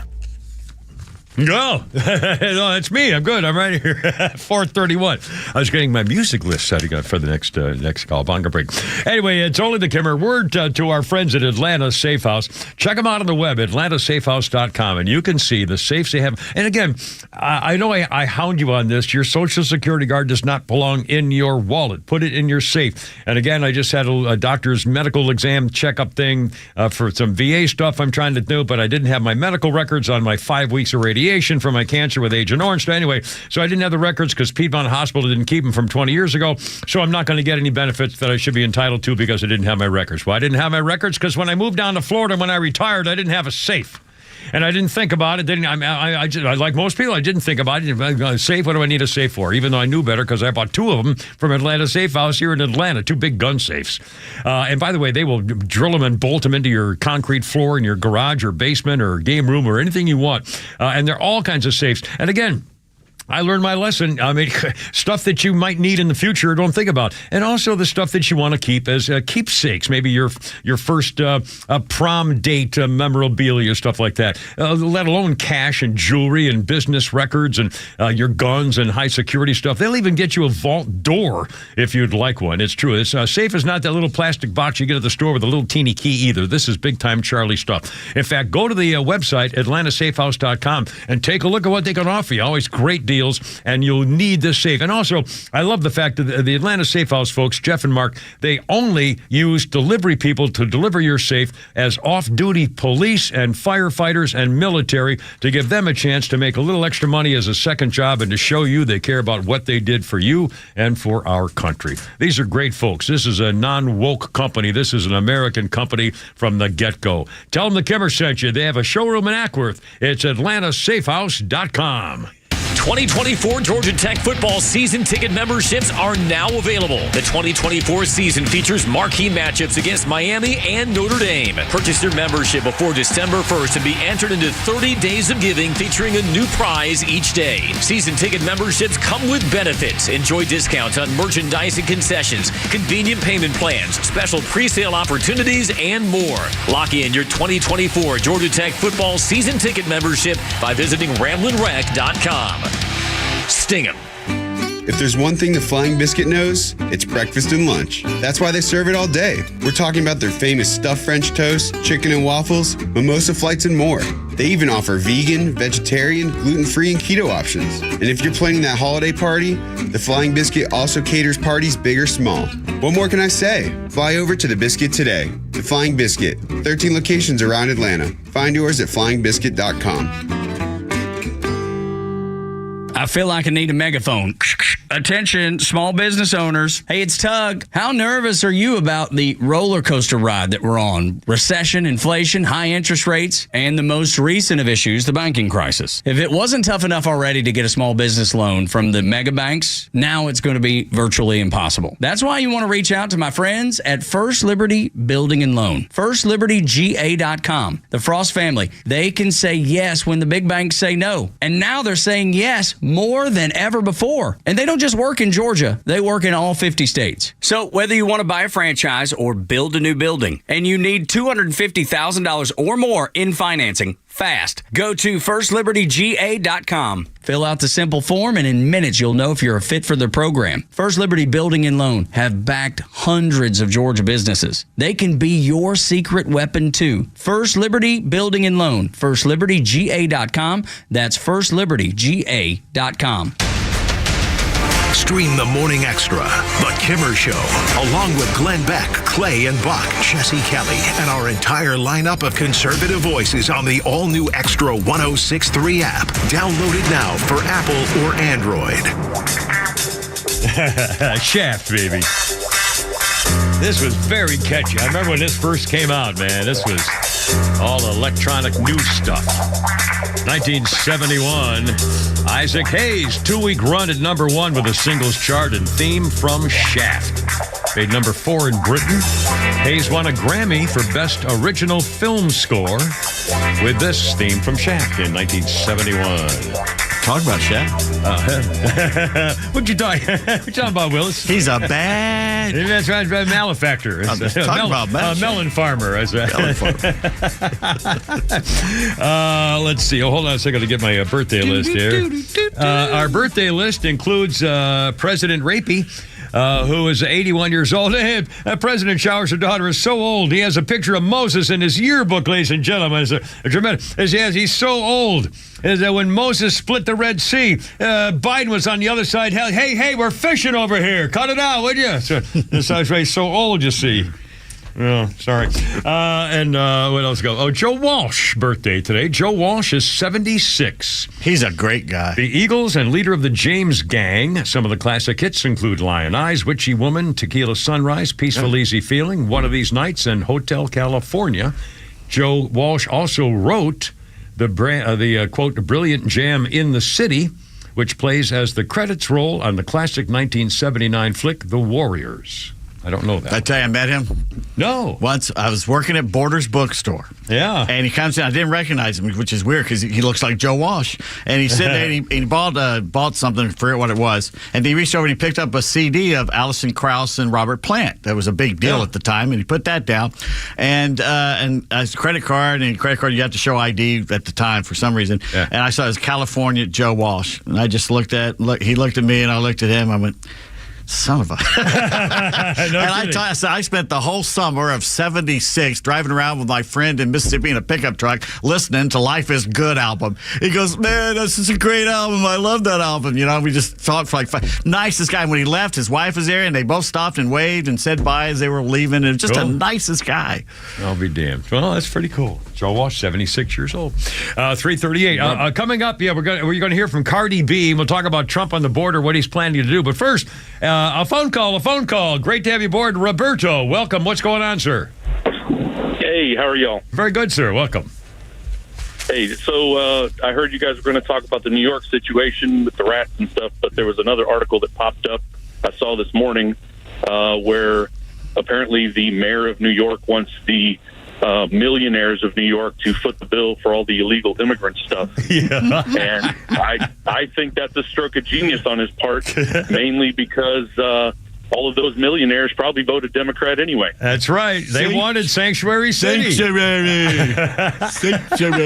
wanted it. They can pay for it. Yeah, absolutely. And isn't it amazing? I mean, you're seeing the destruction of the Democrat Party. And by the way, as soon as I don't know when we can, I guess historians will have to figure it out later. But at some point, whether it was the reaction to Black Lives Matter and Antifa and the rioting and the defund the police, I mean, that may have been the beginning of all of a sudden people said, gee, what a great idea to take away money from police departments. And all of a sudden the whole country started saying, well, yeah, we need to get them out of jail because, they don't have any money. And all of a sudden this whole leftist Marxist thing began back about the BLM and Antifa with the non-election of Donald Trump. And they're not, and these Democrats are now eating their own and turning on each other. And who didn't think this was going to happen? You can't have a country based on open borders and free people getting out of jail and defunding police. I mean, those basic things right there are so anti-American, it's hard to believe. Anyway, I don't know. Roberto, it just seems to me that everybody should have known this. That system can't possibly sustain itself under its own weight. And I think we're seeing it now. Absolutely. Well, I appreciate you guys. Thanks. Thanks, Roberto. Great to have you aboard. 354-40-440 here with the Kimmer, Pete, and Flounder. And Cardi B, well, you'll hear here from a second. Mayor Eric Adams, in his posting with the social media, has cut millions and millions of dollars out of the agency. A Democrat announced a $110 billion budget, cuts all across every agency, $1 billion to cut. $11 billion expected to be spent next year and the year after for the immigration crisis. So every agency in the city says has to dig into their budget and find savings and minimal disruption. And it's going to be painful. Well, Cardi B is calling them out and saying that we're going to be overrun with rats. Here's Cardi B. Oops, so Daisy, is he in the back room there? Is he in there? There he is, right Is he in there? There we go. He's efforting as we speak. Okay. Cardi B is announcing. Cardi B. I was talking with the mayor, Eric Adams. Cardi B. She said, boy, this is going to be a horrible place with all these things happening here.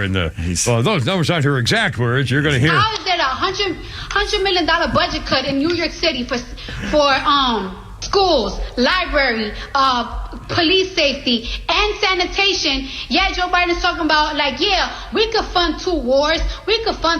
My talking about we don't got it, but we got it. Like, we're the greatest nation. No, we're not. We're going through some right now. Everybody be like, New York is dirty, and it is dirty, and we're going to get even dirtier with the blanking budget cuts. I'm not endorsing no blanking president no more, she said. Joe Biden's talking about, we can fund two wars. Yeah, she said, I mean, again, The Rock. Even The Rock was on TV, and by the way, he can kiss my butt for what he called me and you and everybody else who voted for Trump anyway, I'll never support him in any way. Anyway, so The Rock was on saying, he said, I've got friends who are Democrats, friends who are Republicans, and I don't know anybody who's voting for Joe Biden. Yeah. He said, I don't know anybody who supports Joe I had Biden. mentioned it last week, but even that screaming liberal guy, Michael Rappaport, he's been on there. I mean, he's been calling him a dick and all that, but he's saying I'll still vote for him over Joe Biden. And the same with Cardi B. And people like Cardi B, similar, I'm not going to say she's near as big as Taylor Swift, but they have influence over their fans. They do. She has tremendous influence over an entire community. Yeah. She's talked about, and by the way, if there was an actual viable party on the right that could take advantage of the Democrats imploding. Well, we don't really have that kind of a thing here in America, Pete. We have a socialist liberal state of Georgia, for example, with two socialist senators. And so we really can't expect anybody to step forward and take advantage of the dissension among the entire freaking party. Oh, my God. The Democrats at 80% are saying the man's too old. We can't have him. And they don't have anybody in the bullpen except Michelle. That's the other thing. What's the backup plan? And in fact, you heard. I heard on one of the early morning guys. I think they were talking with one of the top Democrats. I don't know. I can't remember who it was, but he's saying, "Well, we don't have a backup plan." Yeah, what's the backup plan? Yeah, you can't skip over Kamala. It's less than a year to go. It's less than a year to go, and they have no backup plan. Fine, good. 443. Donald Trump had a little rally over the weekend, and he bashed the president showers with daughter once again and said we have the most unsecure border in the history of the world. And when Donald Trump is reelected again, he says we're going to have the largest domestic deportation operation in American history. Undocumented immigrants are poisoning the blood of our country. And by the way, the reporter who wrote this says Trump has said that undocumented immigrants are poisoning the blood of our country in comments that echoed white supremacist rhetoric and has compared migrants who come to the U.S. as the fictional serial killer Hannibal Lecter. I've never been anything like this. He said, our country's being invaded. This is an invasion. Well, it is an invasion. He's going to need both the Senate and the House, though, if he's going to do that. That's Otherwise, right. it won't happen. By the way, you got a phone call. Brendan has a question. All right, Brendan, what you got? You're on the radio, man. What's up? Kimmer, Pete, love you. Yes, sir. My question is this. Yeah. I personally have given up on D.C., and I believe everything matters at the local level because we're done in D.C. It's gone, uniparty. I like it. But my question is this. Like, intellectually and morally and honestly, how, I'm not sure of your wishes, but how would you defend this, elderly Donald Trump as the nominee versus a young, vibrant DeSantis in order to protect our country and our citizens for the next 50 years? Donald Trump proved he simply wants to be loved, whether it's by, the media or others. How do you defend that when you've seen this and he's going to be only older and more elderly as it goes forward? Well, okay, first of all, I don't know where you get that Donald Trump only wants to be loved. I mean, he's one of the strongest leaders we've ever seen. Didn't matter whether he wanted to be loved when he was doing things like telling everybody to, close the border, and all the things he did were hardly looking for love. He did things despite people hating him. So I totally disagree with you there. Secondly, Trump is not old. Trump is in his 70s, but he's not old 70s. Hell, I'm 77 years old. Do you think I'm an old man? No, I don't. I think you're great for the radio. Well, all right. I don't think you should run Home Depot. Either do I. You should run the country. Well, either do I. But the fact of the matter is, Donald Trump is not your normal guy. Donald Trump is not like just an old man. Biden is. Biden's incapable. You know that. You know that the leadership of this country now is despicable. It's horrible. It's dangerous. Do you remember what he told our good buddy Kemp? He said, "Don't open your state. The media will attack me." That's why Trump is a coward and should be dismissed. Okay. Well, I don't know where you get the coward. How is Donald Trump a coward? He's has showed more balls than anyone and political leader than anyone I've ever known. My God, he's taken on the swamp head first. What do you mean he's a coward? My God, you're exactly opposite backwards. What's the matter with you? He's got balls the size of freaking granite mountains, for God's sakes. Holy cow. He literally told Brian Kemp not to open the state because he was afraid of the media. I don't know what is going on with you, and that's what... Well, that's one thing. That's one comment he made to a governor saying don't open a state because of the disease thing. What the hell's that got to do with leadership and cowardice? Oh, my God, how about the 95,000 decisions he made? He said, I tell you what, screw the fucking Arabs. Oops, hit me with a thing there. Quick, dump button. Screw the Arabs. We're going to put the the leadership of the Jewish people in freaking Jerusalem when nobody else had the balls to do it. The man showed he stood up to everybody. I mean, if you don't like him, that's fine, but don't be lying about his record. He's not a coward. He's exactly the opposite. He's got more balls than any Republican or any Democrat leader we've ever had. Any Republican. Utter nonsense. Okay, well, thank you. I'm glad you called. I see what you did, Brendan. Anytime. 447 with a Kipper Pete and Flout. And Brendan. All right, see you, man.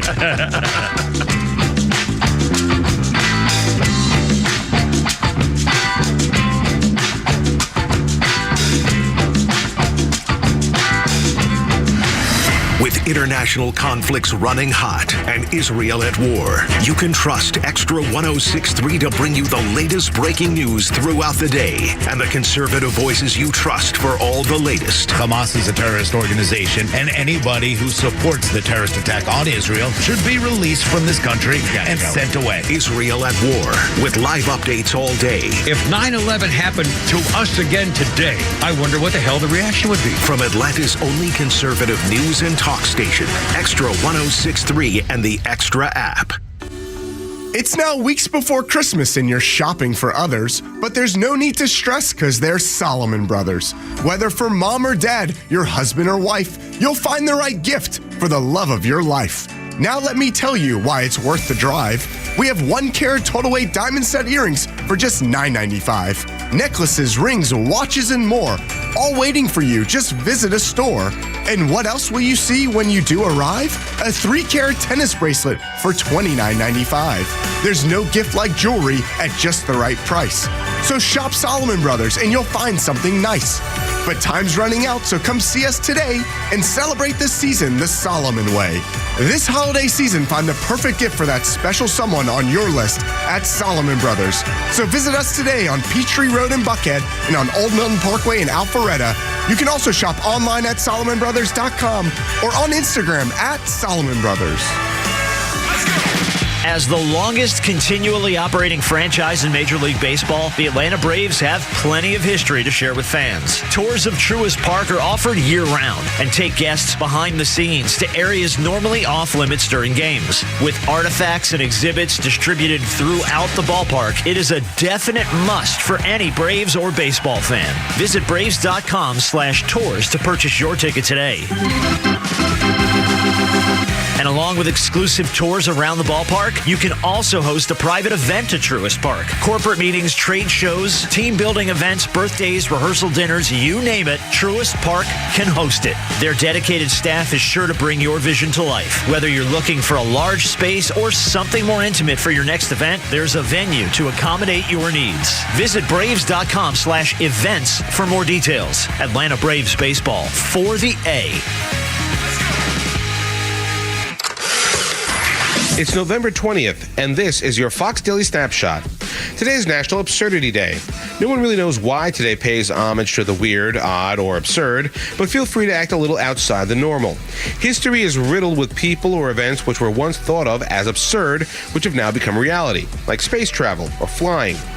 Did you know at one point in the history of the post office, you could actually mail a small child for as little as 15 cents? Insurance, of course, was optional. So go ahead, wear a sweater inside out or say ahoy instead of hello. Also on this date, in 1789, New Jersey becomes the first state to ratify the Bill of Rights. And in 1985, computer operating system Microsoft Windows 1.0 is launched. If it's your birthday today, you share it with the first commissioner of baseball, Kennesaw Mountain Landis, born in 1866, and President Joe Biden, born in Scranton, Pennsylvania in 1942. I'm Tushar Saxena, and that's your Fox Daily Snapshot. The Kimmer Show, live until 6 p.m. on Extra 106.3. And start your day the right way tomorrow morning with the Morning Extra from 6 to 10 a.m. on Extra 1.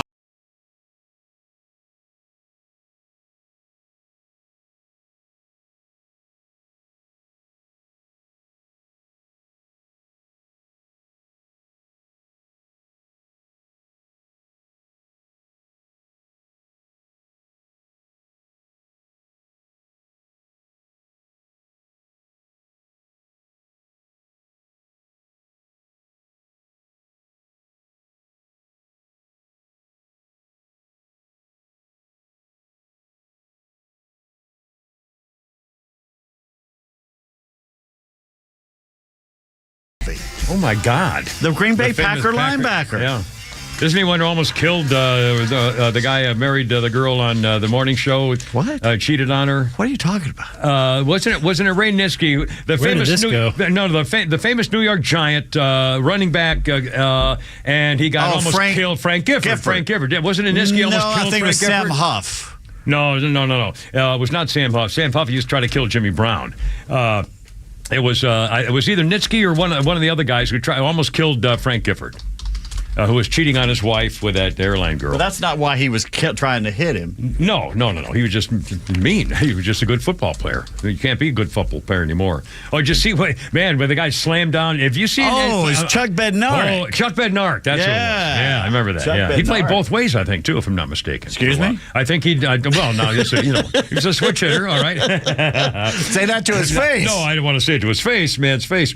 And our birthday list includes, of course, President's stupid Face, who's 81 years old today. In fact, President Showers' daughter is so old, he DJ'd at the Boston Tea Party, ladies and gentlemen. He's so old, his first job was to help invent Fire America. Tremendously. Did you write these or look these up? Looked, I just, never mind. I did all these things myself. Our birthday list includes Joel McHale, Jeff Winger on Community, and the host of The Soup. Funny guy. You know, I think I started watching that show, The Soup. Was that where he plays the animal? No, The Soup is where he'd sit there and he would MC, and they would make fun of talk shows. And they play clips from talk shows, and he would stand there and make fun of it. It was a good show. Well, didn't he do the one, Animal Rescue Guy or something? Yeah, they started out. It did. Yeah, it was bad. Yeah. I tried to watch it. I think I saw like half of it, and I don't think I watched it. No. Joel McHale is 52. Anyway, from Community, Jeff Winger. And a historical note here, 1962, the Cuban Missile Crisis ended. The Soviets removed their missiles, and JFK ended the embargo and blockade of the island. And we gave in to getting rid of some missiles in, I think, Turkey, was it? If I'm not mistaken. Well, that's the amazing thing. We were complaining that they were putting in Cuba, and we had missiles in Turkey, which is right there. A whole other continent. right underneath Russia. Right. So, okay, well, now nobody knew. I mean, that was kind of no one really knew about that. And we caved in. I mean, we said, okay, well, you have it your way. We'll get they had a point. Yeah, well, that's fair. I mean, it made sense. I mean, but he also was going by the Monroe Doctrine, where we were tired and, basically saying no more European interference in this hemisphere. Right. Which is fine. Right. That's right. They broke the rule. Let's see. And by the way, I'm going to come up about the January 6th story. There are videos out and some people looking at saying this just proves the Democrats were in to get us from the beginning. And we'll talk about it. Let's see. Oh, that goes over here. Oh, and this is National Absurdity Day. Had not heard of this. A day in which anyone is allowed to follow their most preposterous whims, exchange social customs, dull norms for playful, untethered behaviors, expressions, ideas, paint your eyebrows pink, juggle eggs in the park, have a meeting standing on your hands, just be weird. Staple your napkins together? No, I don't want to do that. It began in the 1800s with a Danish philosopher called Kierkegaard. I could have mispronounced that, it's possible. Looking for meaning in a meaningless universe. Theater of the absurd. You heard that phrase before. Yeah. In the 50s and 60s, it was called the Theater of the Absurd, surrealism.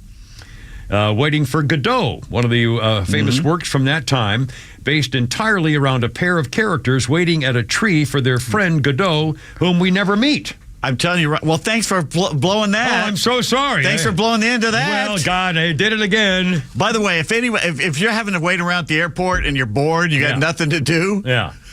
Just make a sign that says Godot on it stand there. Waiting for Godot. Godot, party one. See how many people get it. Just waiting, are you, sir? Been waiting long, have you, sir? Just hold it up there. Godot. I love it. 456. Saluting a Ukrainian sniper. And by the way, the story of the Marines beating up the dress blues, beating up that scumbag who came after him is now the lead story on Daily Mail. Is that what you were telling me? That's a little hard to believe. But it's crap. I mean, it's just hysterical. And my favorite part was at some point, I think I saw one of the littler Marines going nuts. I mean, it's always the little ones. Yeah, it's always, well, I'll tell you, we had a guy in Buga. I can't remember his name. I'll never forget his face. And he was about 5'5", and it couldn't have been 125 pounds. I mean, man, he was a monster. He was ferocious. Anyway, sorry. A Ukrainian sniper is claiming a new world record. He took a custom rifle called Lord of the Horizon, which is 6 feet long. That's a cannon.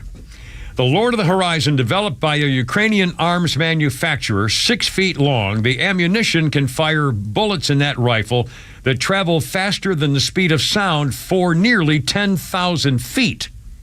Faster than the speed of sound. Most firearms, of course, are good for a while, and then they drop down by gravity. They just don't have the power. This thing can fire 2 miles without losing its speed. And this Ukrainian sniper apparently picked off a Russian soldier from 2.3 miles away. Damn. Let's see. The shot comes after another Ukrainian sniper claimed, and apparently they have video. There's video showing the target falling several seconds after the Ukrainian sniper took the shot. 3 Russian soldiers quickly become a line of 2 Russian soldiers. And we don't have any other details of where it was or how he did it or whether he had to, anything special involved in it. But it comes after, that's shot number 1, set the record, 2.3 miles. It takes several seconds for the shot to get to see the result in video. It comes after another Ukrainian sniper claimed he had the second longest combat kill last year, about 1.7 miles, and they had footage looking down the sniper's scope. It's a thermal sight. You can see jumping upwards, indicating the rifle has been fired. Then it goes back, and you can see the figure dropping to the ground 3 seconds later. A second guy, then comes running over to see what's going on to help his wounded comrade. And that's when the sniper fires a second round. 3 seconds later, they're both slumped on the ground. And the third shot by a British sniper, Craig Harrison, killed 2 Taliban fighters of about 1.5 miles. He was visiting the shooting site to retrieve the militants' weapons, and they confirmed that he had killed the both of them from over like a mile and a half away with these special guns. I mean, God bless America. Oh my God, it's almost 5 o'clock. Holy cow. Coming up. We'll reset the whole topic here with all kinds of stuff coming up with making fun of Ramaswamy by the Democrats. Also, the Biden joking and hitting on a 6-year-old girl. Musk with a thermonuclear lawsuit. And why do businesses even want to bother with college grads anymore? A lot of them do not. It's all coming up with a Kimber, Pete, and Flounder. 5 o'clock. Look out.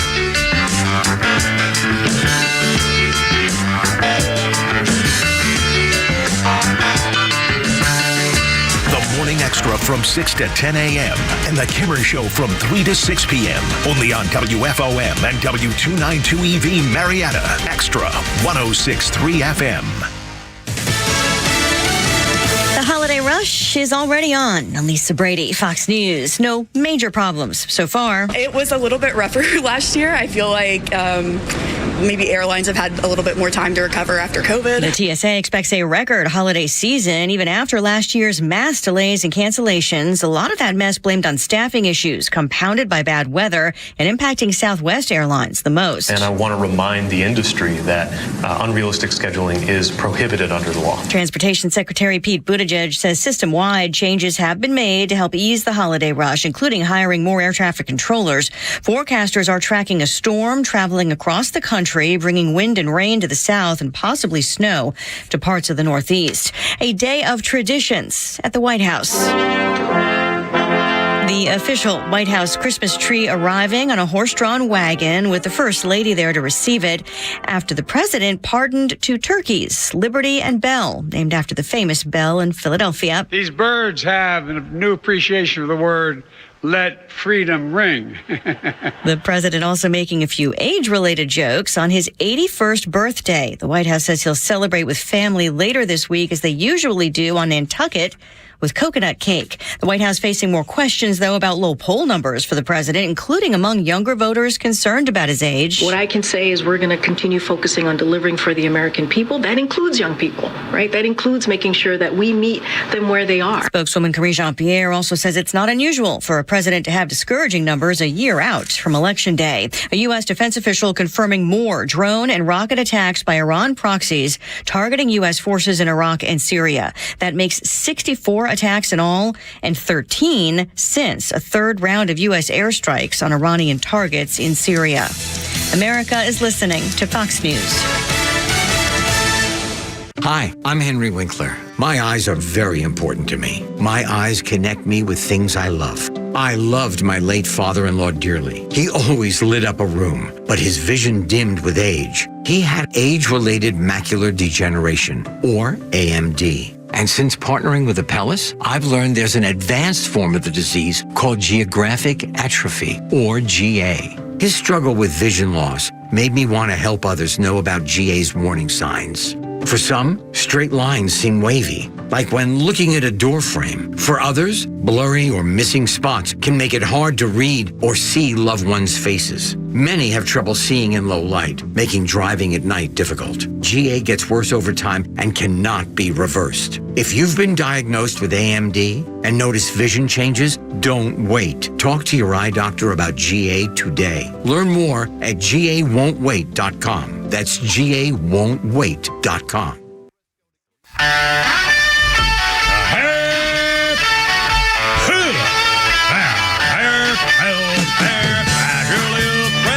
Let's get it together, ladies. Left shoulder. Right of blank. Ready on your dog. Target.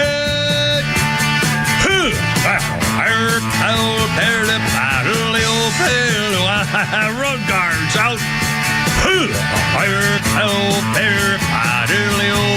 It's only me. It's only the Kipper 503 with Pete Davis, sidekick producer and sports raconteur extraordinaire, and the mechanical mangler at the controls, Flounder.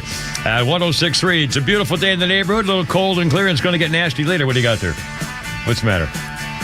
Oh, it's a doggy. Into the leaf pile. One of my favorite. I love every year. I love those videos. So they have like a string of them. It's like a marathon. A car pulls up and you see a dog racing out of the door and leaping into a giant pile of leaves. It just boom. Oh God, I love those reels video, whatever they are, and there's a million of them. And I sometimes see. No, I've got stuff to do. I can't keep looking at these things. Anyway, the Pete and Flounder and 504 here with the clock. And it's a beautiful day in the neighborhood. It's not really. It's not kind of a nasty, cloudy day, and it's going to get cold and windy and crappy, and that's the way it goes. So it should be. Yeah. Well, Thanksgiving, you stay inside and you eat. Watch football. Yeah, that's right. I mean, yeah. You got the Lions this year. For once, we're happy the Lions are on Thanksgiving. And they're playing great this year, they're playing great. In the Egg Bowl that night, and you got a game that night, too. You got some good games. Who's on tonight? Tonight is the nighttime. Thursday. I forget who's there Thursday. I always watch the Egg Bowl, so I don't care. Monday Night Football tonight. It's a Super Bowl rematch, which is Eagles and Chiefs. Yeah. Kelsey versus Kelsey. Yeah. The brother, Travis Kelce's brother, he's the center of the Jason. guard. He's the center. One of those. He's one of the linemen for the affiliate. He's a lineman for the Eagles. 505 with the Kipper, Pete and Flounder. We got a bunch of things. First of all, a salute to Rosalind Carter. Passing of Rosalind Carter, 96 years old, and they were together when it happened. And they were in hospice care together. And Jimmy Carter actually released a statement in the afternoon saying, Rosalind was my equal partner in everything I ever accomplished. She gave me wise guidance and encouragement when I needed it. As long as Rosalind was in the world, I always knew somebody loved and supported me. Quite a woman. I met her a couple of times, didn't really know her well, but she was as sweet as she could be. I think she was the first lady to have an office in the Oval Office, right near She never seemed all happy about him being president. I don't think she liked all that attention. She liked some of it, but not. I'll bet that's lot. true. I think she took her responsibilities very seriously, yes. and mental health especially. Yeah. And she was hardly kind of the Lady Bird Johnson type at all. I think her basic personality, just a sweet, mild-mannered, pleasant, charming Southern lady, And she didn't take any nonsense, from what I understand. Oh no, I think that's very true. They were married for 77 years. Was it? They celebrated their 77th wedding anniversary in July this past. In fact, July 7th was my mother's birthday. In fact, Wednesday's my mom's birthday. Really? She'd been 92, 91, 92. Yeah, my dad and mom were married 65 years. And anyway, saluting the memory and the passing of Swatoon wants to talk. Swatoon on the radio. How you doing, Swatoon? Welcome aboard, my friend. You're on the radio. Hey, Kramer. I have two things: AOC and the farting cows, and Biden's age. Yeah. According to Biden, he used to serve Marines with you together. So I don't know how you forget that. He used to what? He used to serve as Marine. He was a Marine. Yeah, right. Yeah, according to him.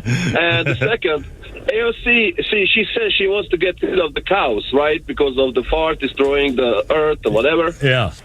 So So my question for her would be, are you ready to declare war on India because you want to kill their secret cows? Yeah, that's right. That's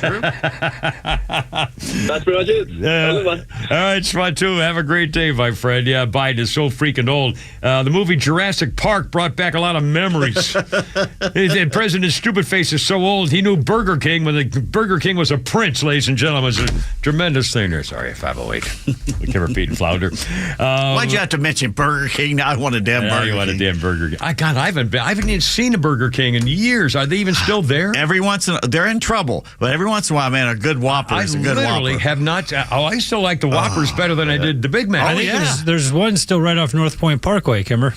A Burger King? Mm-hmm. There's one in Roswell Road, too. But you know where the Chili's and the Applebee's is on the very end right there? Oh, toward Medlock, toward Old Milton, maybe? Yeah, take a left right there, and it's right there. Oh, I'll be damned. But they're in trouble. They used to have a great. Their Whopper was great. It was like grilled or something grilled. It's a better taste than hamburger. Yeah, it was grilled. Yeah, it was delicious. 508 for the Kimmer, Pete, and Flounder. And here we go. Why President Stupid. You know what? Before that, let me do one thing. I noticed this, and I couldn't find any coverage of it, which really amazed me. But I thought it was important enough to do. Over the weekend, as you know, I rarely and once in a while will go to Twitter or X, which is now, just to kind of see if something's going on. Mm-hmm. And apparently, there's a lot of reaction to people who have seen the tapes that were released by the Speaker of the House concerning the January 6th mostly peaceful Ashley Babbitt Day protest. And the release of the tapes, here's some reactions here's one guy running for Congress, says the release of the January 6th tapes shows more than ever that the FISA courts need to be deeply scrutinized. The January 6th committee needs to be investigated and jailed like the January 6th political prisoners they framed. Adam Schiff for brains need to be censured and expelled for lying again. Wrongfully jailed January 6 political prisoners need immediate release. We have incontrovertible proof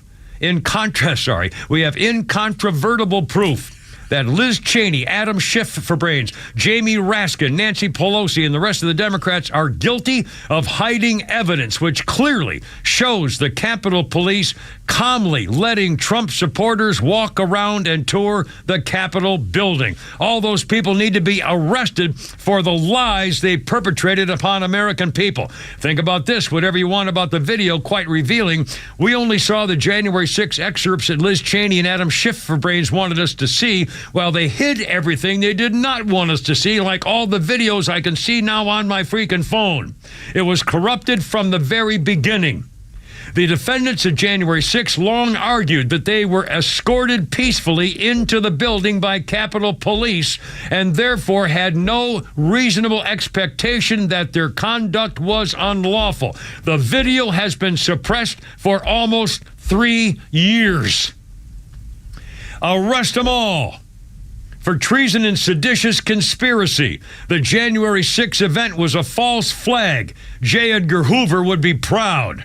A corrupt judge was told evidence to frame Trump with the insurrection. The tape exposes all the lies that Schiff for brains and Pelosi and Liz Cheney promoted. They should be brought before a military tribunal at freaking Gitmo. The truth is coming out, exposing every one of you who sat in the judgment and lied. That January 6th committee. Mighty big of you to take away Americans' right to call out what we know happened in the depth of the corruption in the Democrat Party. Holy cow. You can see the video right this way, folks. Yeah, take a nice little tour. Cops everywhere, showing them where to go. That was there when they got to court. Said, cops let us in, Your Honor. We didn't break into anything. We were there. Unbelievable. 511. Okay, President Stupid Face pardons the turkeys and hits on a 6-year-old girl and doesn't know the difference between Beyonce and Britney Spears and half of the countries in either South or Central America, apparently. Ladies and gentlemen, the turkey pardoning ceremony at the White House. Here is your president. Flounder, if you will, sir. 1,000 miles. You could say even this harder than getting a ticket to the Renaissance tour or what?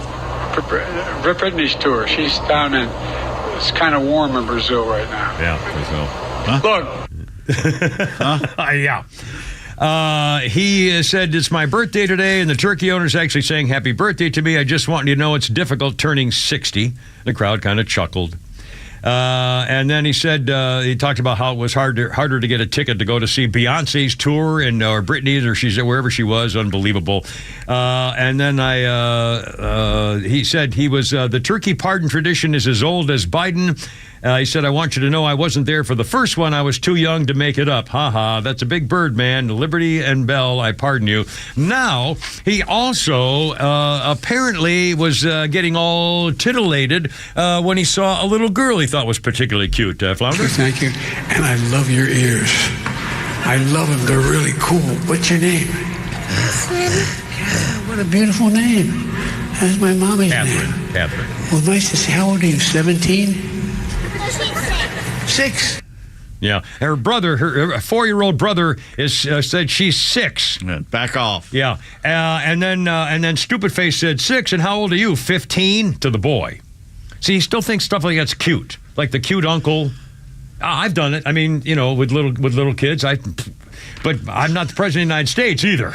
You what? Well, no, I mean... No, that won't be used against you. Flounder, did you hear that? No, not at all. Nothing to see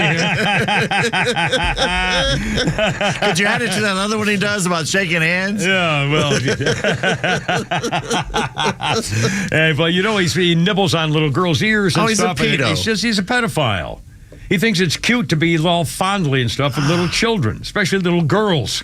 Hell, he sniffs them and touches them and kisses their faces. I wouldn't let my kid anywhere near that guy. Knock him out. Knock him the freak out. And then we're going to talk a minute about the after Holy Crap at Sports coming up here with claiming he was going to the Naval Academy. Oh my God! 5:14. Give her Pete and Flounder. Stand by.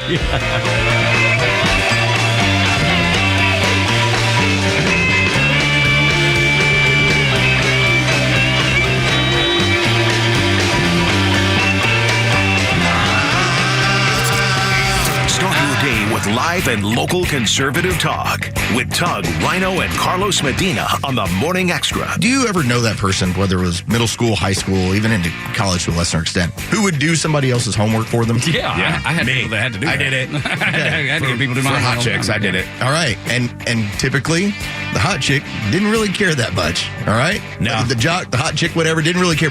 Yeah, we are that person when it comes to Iran. Please just like us. Please, I'll do your homework. Mm-hmm. I'll help you with your laundry. I'll send you pounds of money. I'll drive you wherever you need to go. And the Iranians go, that's great. Thank you, as they pet us on the head and go about their business. The Morning Extra.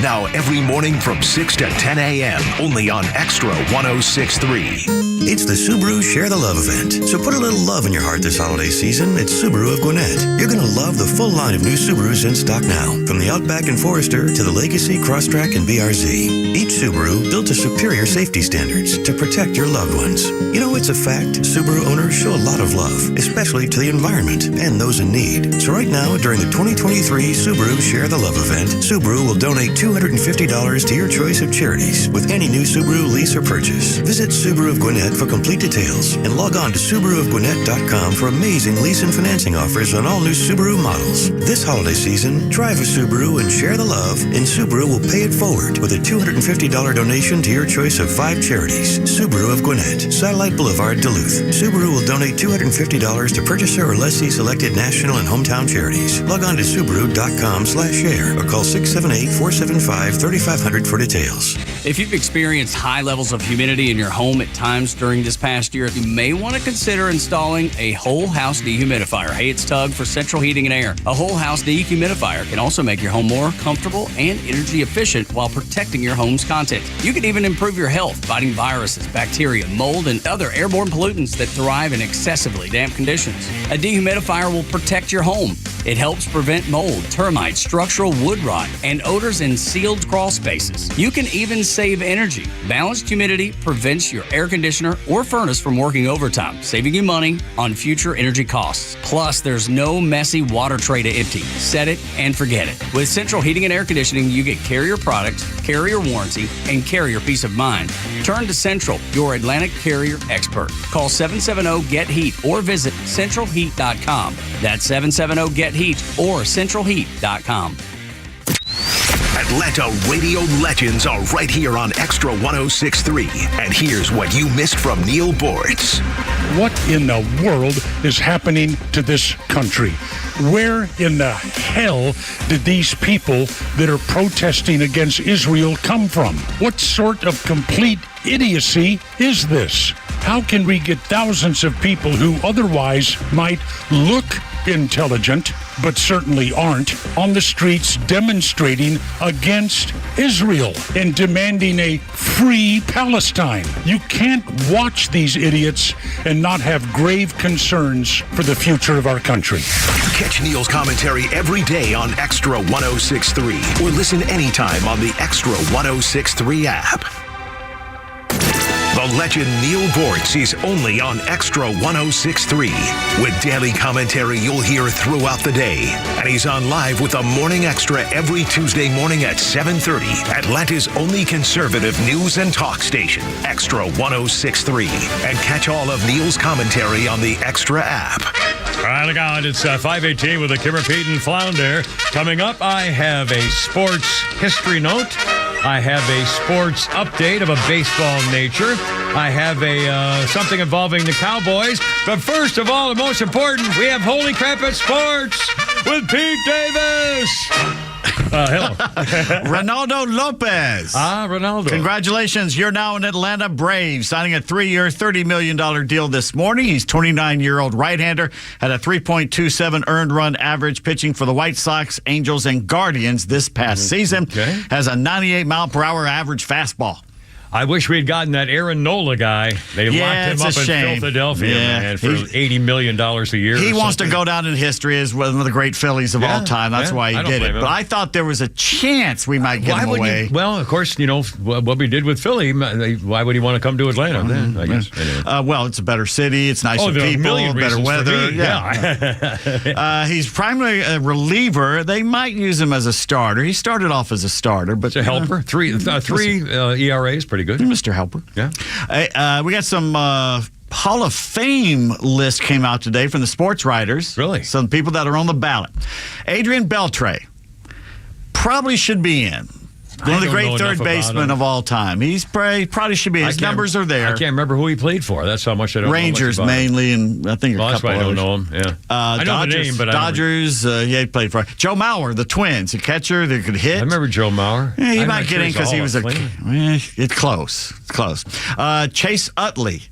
I don't know about that. These guys aren't Hall of Famers. Huh? Yeah, Chase Utley, the Phillies. If what's his face, the old Giant isn't in there. Who's that? Jeff Kent. If he's not in there, don't you have to have a 300 batting average and 200 home runs and MVP of some kind or something? I mean, you used to. If you're a utility third baseman who batted .280 and had 7 home runs in your career, I don't know.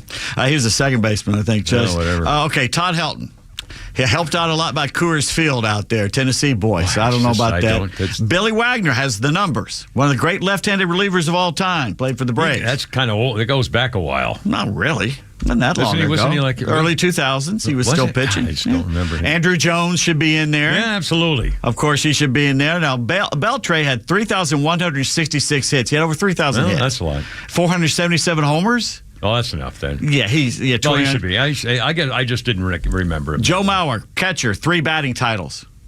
As a catcher. As a catcher, that's... And then he got hurt. More so than the Johnny last Bench ever did. It was kind of like Bench a little bit because, Bench had that spot taken out of his lung. He was never the same afterwards. Mauer had a little injury, and he was never the same after that, but he had a great first half of his career on this. Let's see. Other people that could be there, first-timers on the ballot. You got David Wright of the Mets. No. Bartolo Colon. No. Adrian Gonzalez, no, overrated. Matt Holliday, no. Jose Reyes, no. Jose Bautista, no. Victor Martinez, James Shields, and Brandon Phillips, no. None of those guys should be in there. Let's see. It looks like Jones and Wagner have a really good chance this year. They keep going up in the voting. Poor Gary Sheffield. He's really going to have to really push this year to get in there. He has 500 homers, though. Well, he'll be an old-timers nominee, probably. He might be. Also, you got Omar Vizquel. No, he won't be in there. Now, here's a guy that, as much as I hated him when he played, I respected him. Andy Pettitte, I think. That especially postseason. Well, he was a monster. He was a guy they relied on. I know. It was pretty big there. Bobby Abreu, no. Jimmy Rollins, no. Mark Burley, no. Francisco Rodriguez, no. And Torrey Hunter, no. None of those guys should be in there. So, Falcons interim head coach Arthur Smith has named Desmond Ridder the starter for Sunday's game against the Saints in the Benz. Lose this game and the playoffs may be as likely as Joe Biden dressing himself. But Fox Sports' Charissa Thompson reports that Arthur Smith was very happy with the effort the Falcons put out yesterday in their contest, and he's especially proud of the running game. Thompson created controversy last week by admitting she just made up quotes as a sideline reporter. I was going to say. I chose the wrong words to describe the situation, Thompson lied. I'm sorry. I have never lied about anything or been unethical during my time as a sports broadcaster. ESPN journalist Lisa Salters saying she was straight up shocked, disappointed, and disgusted by Charissa, lazy, entitled, good looking, and she's got by on that. It's just it's immoral. You don't even joke about that. It's not only unprofessional, it's immoral. I mean, it's unethical. It's every unthing you can think of about a professional career, especially one that not everybody has a chance to get. I tell you, I'm on my highest high horse on this one, baby. All right, shouting down at her. I'm telling you. Former NFL quarterback Phillip Rivers now has his team.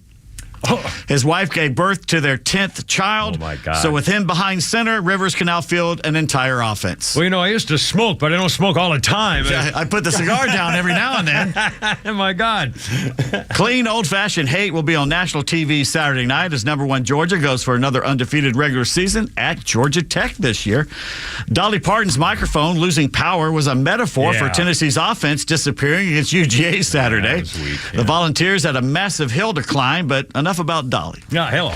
The Bulldogs, the first team ever to finish 8-0 in the SEC conference play for 3 straight seasons. Bear Bryant didn't. Bear Bryant never did that? Of course, I don't know if they played 8 SEC games back then. Maybe they did. I don't know. They didn't play as many games back then.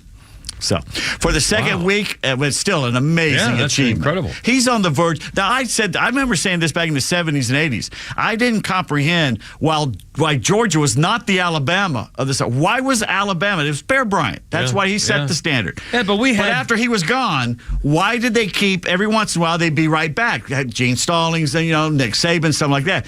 Georgia Athens is the better city than Tuscaloosa. It's a better school. Pretty much everyone can say that. It's a better school. It's a nicer place. It's closer to a big city, Atlanta, and a better city than Birmingham. It's got a massive population, a massive high school football playing population.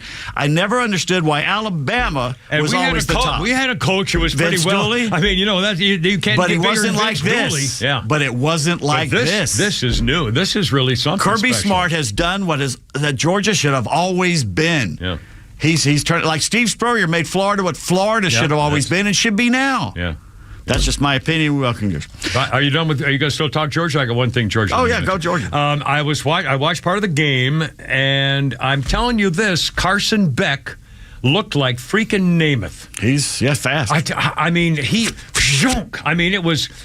You could hear the wind. Nobody's complaining anymore. Remember the beginning of the season and last year complaining about Mike Bobo calling the plays and Carson. Nobody's complaining anymore. In fact, he's up for the offensive coordinator of the year. Broyles. Yeah. But I'll tell you that Carson Beck. Oh my God! And pinpoint. I mean, he was so accurate and fast. I mean, and what it was there.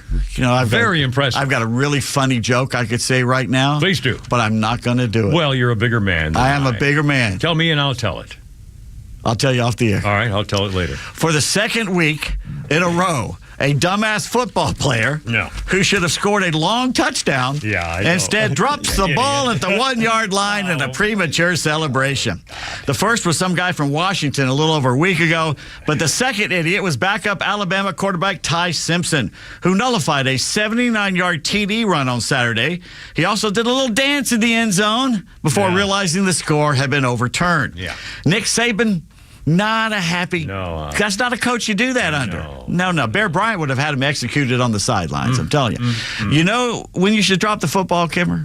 Yeah, after the ref blows the whistle and asks for it. And then After the game is over. Yeah, there you go. You don't do it. No, you cross the back line of the end zone. Yeah, you what? How stupid have you got to be to drop that ball as you're crossing the end? It's ego. It's an egomaniac to have people look at him as though he's showing off. Look what I've done. It's an ego, and that's all there is to it. That's why I couldn't be a coach these days, because he wouldn't play the rest of the season. That's right. He would sit on that bench and watch the rest of the season. If we ever celebrated a play on the field, we were in trouble. Yeah. I mean, if you even looked like you were, bragging about, boy, I really got that guy or something, it was over. Never. And by the way, Dion done a hell of a job at Colorado, but some of those players are getting out of hand. Some of his Colorado players are really mouthy and really pushing it. So I'm just saying. Well, that's the culture he started, though. But you know he what? Brought in hot shots and hot players and, ego guys, and we'll show them and chip on their shoulder We'll guys. see how long he can keep it going, because his health isn't that great either. Yeah. You can tell.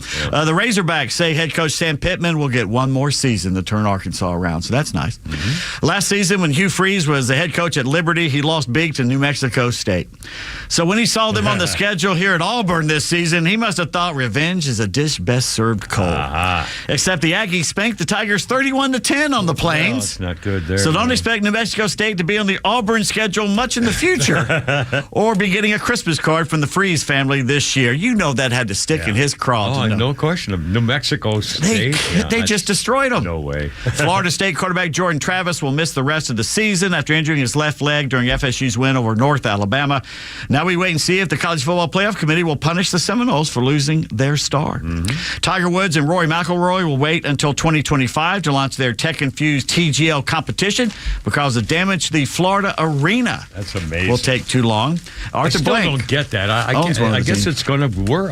Well, then it's probably going to work, but I just don't get it. I can't imagine me tuning in. It's going to be a TV thing? I'll watch the first one. Obviously. It's going to be watch the Atlanta team. They wouldn't do it you can't get a crowd in it. If we can keep Arthur Blank off the fairway at the end of it. Yeah. On this date, 1979, the Braves signed reliever Al Roboski to a 5-year, $2 million deal. What was his nickname for the lounge suite? The great Grabowski. The Mad Hungarian. The Mad Hungarian. You win the prize. The Mad Hungarian. Oh my God! Chocolate Christmas tree. Oh no! I know.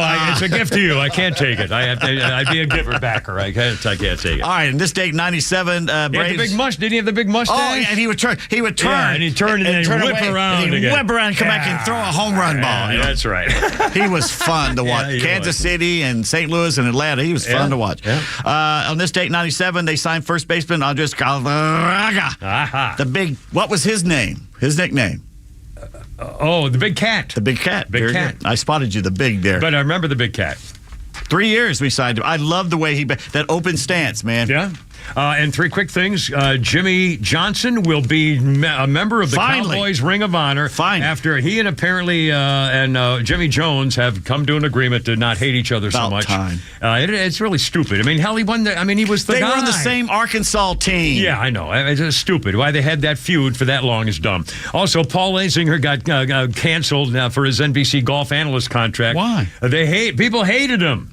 I thought he was great.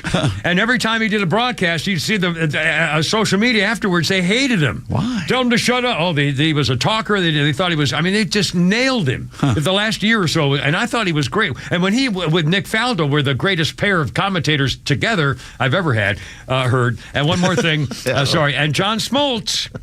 John Smoltz is advancing to the final stage of the PTA Tour Champions Q School. He tied for 14th, shot a 1 over in the Buckhorn Springs in Florida last week. He has earned one of the 18 spots for the final stage held at the TPC Scottsdale Champions Course December 5th through 8th. John Smoltz and the Senior Tour PGA. I'm sure he never brings that up when he's playing with Glavin and Chipper and all those guys. Gary. And by the way, Glavin can hit it too. Glavin's hell yeah. I'd love to see Smoltzy play out there and make it. Good for him. There have been a couple of football quarterback from the 49ers years ago. Brody was pretty good. Yeah, Brody was a member of the PGA Pro. Anyway, and by the way, on this day, Mickey Mantle named American League Most Valuable Player on this day, 1962, for the third time. Anyway, Pete Davis and Flounder and Soul of the Kimmer, 5:31, and we'll be right back. Go ahead.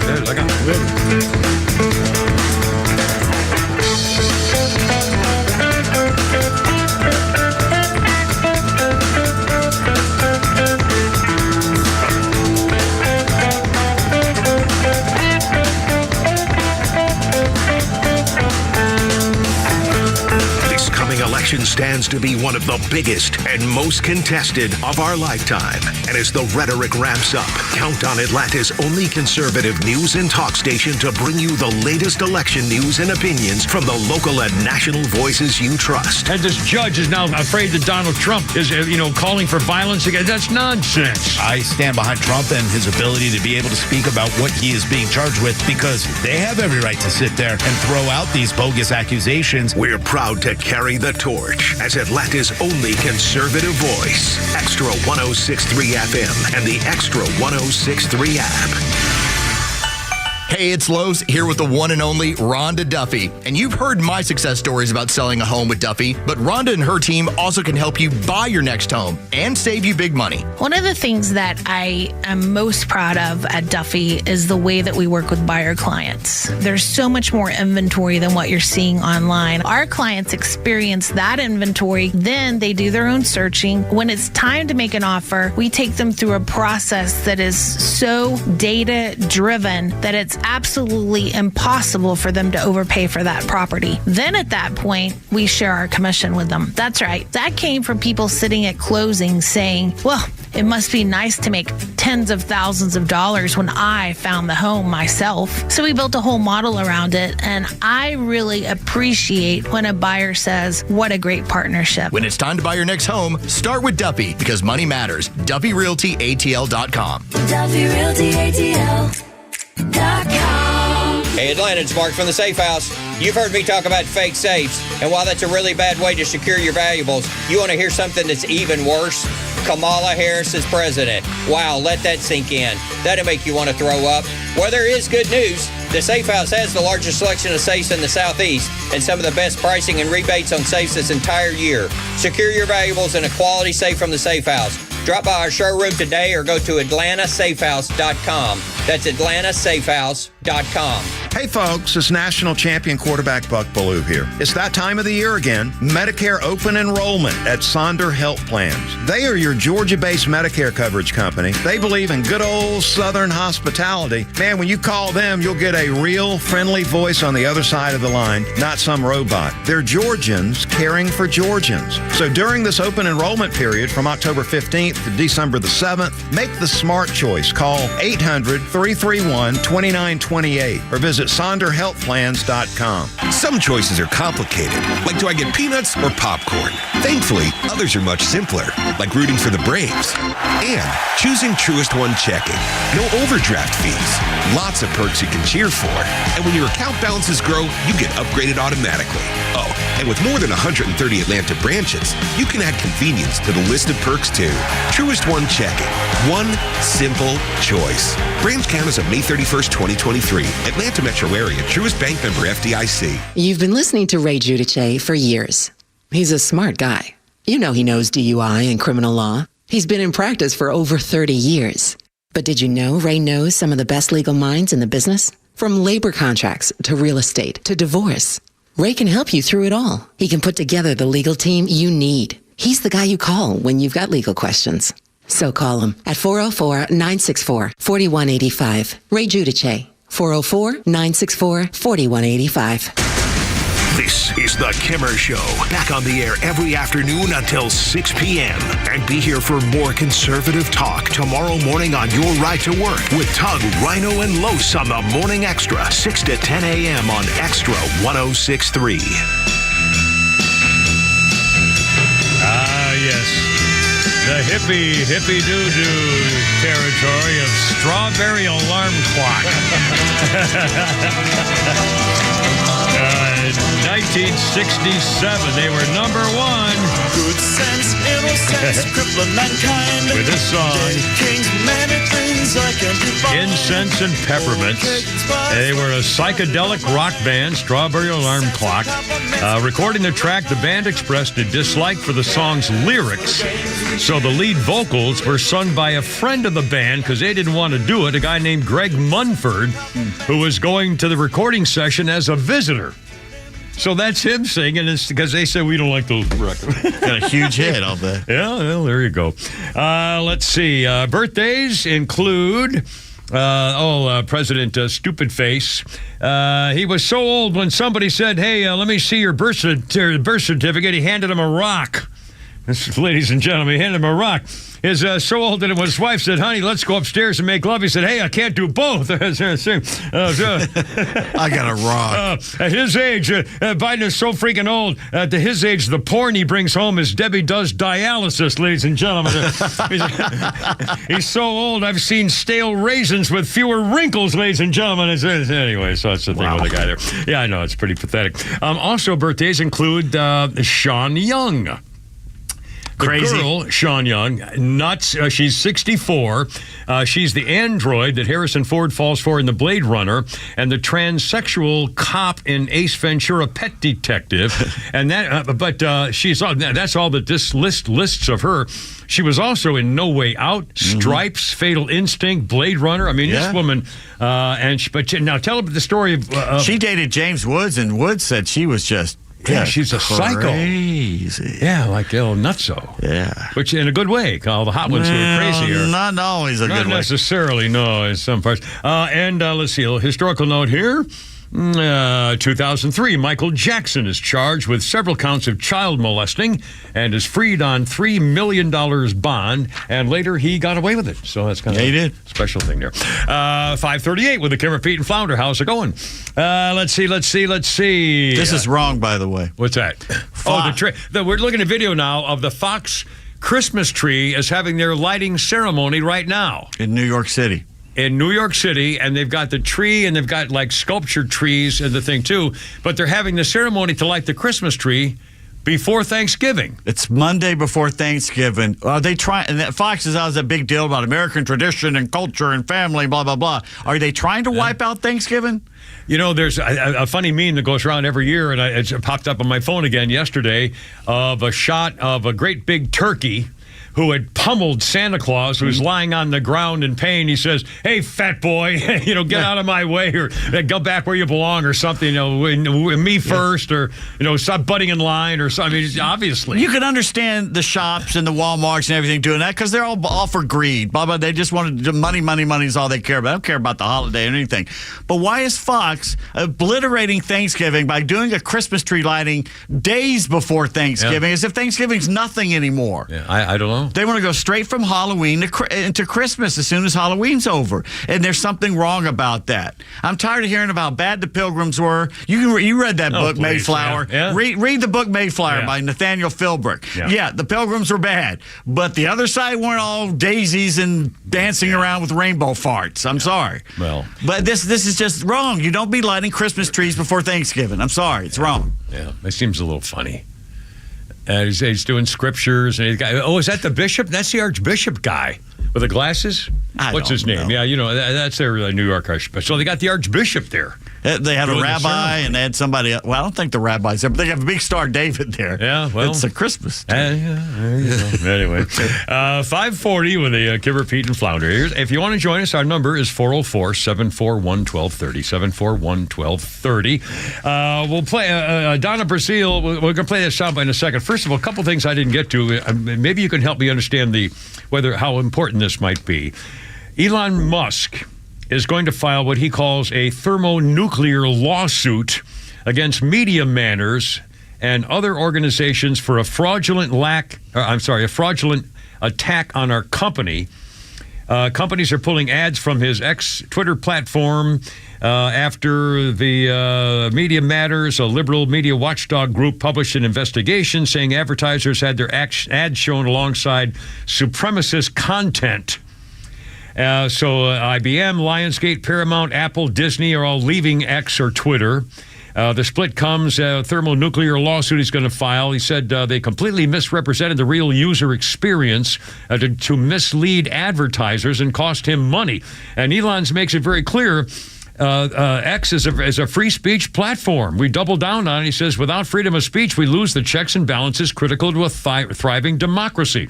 We must defend our individual rights as if our lives and flourishing society depend on it. If you're really in on protecting free speech, we need to protect it completely. He says something every once in a while that's stupid. But you know what? He's the one that saved free speech. He's the man of the year. This is the guy that changed everything when Twitter was preventing somebody from becoming president. It was Twitter and Facebook and all the social media people. All of them. Everybody. Google. The whole kit and caboodle. And Elon Musk said, wait a minute, I'll spend $40 billion of my own money to stop this and turn it around. To lose money. I mean, he's a hero to the free speech movement. Even if there's some bad stuff there, you do not have the right to never be offended. And if you say something that is illegal or whatever, then you can react to it. But it still doesn't mean you can't say it. You know, you shouldn't say it, doesn't mean you can't say it. And there's a big freaking difference. Anyway, now let me ask you about this. Microsoft and Sam Altman, the OpenAI board chairman business, went on over the weekend. OpenAI has an interim CEO after the AI CEO Sam Altman was ousted by the board of directors, fired him last week. He tried to get his job back Sunday, and the board failed to agree on the proposed terms of his reinstatement, and instead they just named an interim replacement. Altman's demand that the current board resign ended his bid to return as CEO. Board members ultimately opted not to reinstate Altman despite pushes from investors. It's an unusual corporate structure. Board members have power over investors funneling billions of dollars into the company, so they said, screw you, we'll do what we want. OpenAI's now former president and co-founder Greg Brockman also quit in response to them firing Altman, and so he was kicked off the board too. Microsoft has announced this morning that Altman and Brockman will be leading a new advanced AI research team at Microsoft.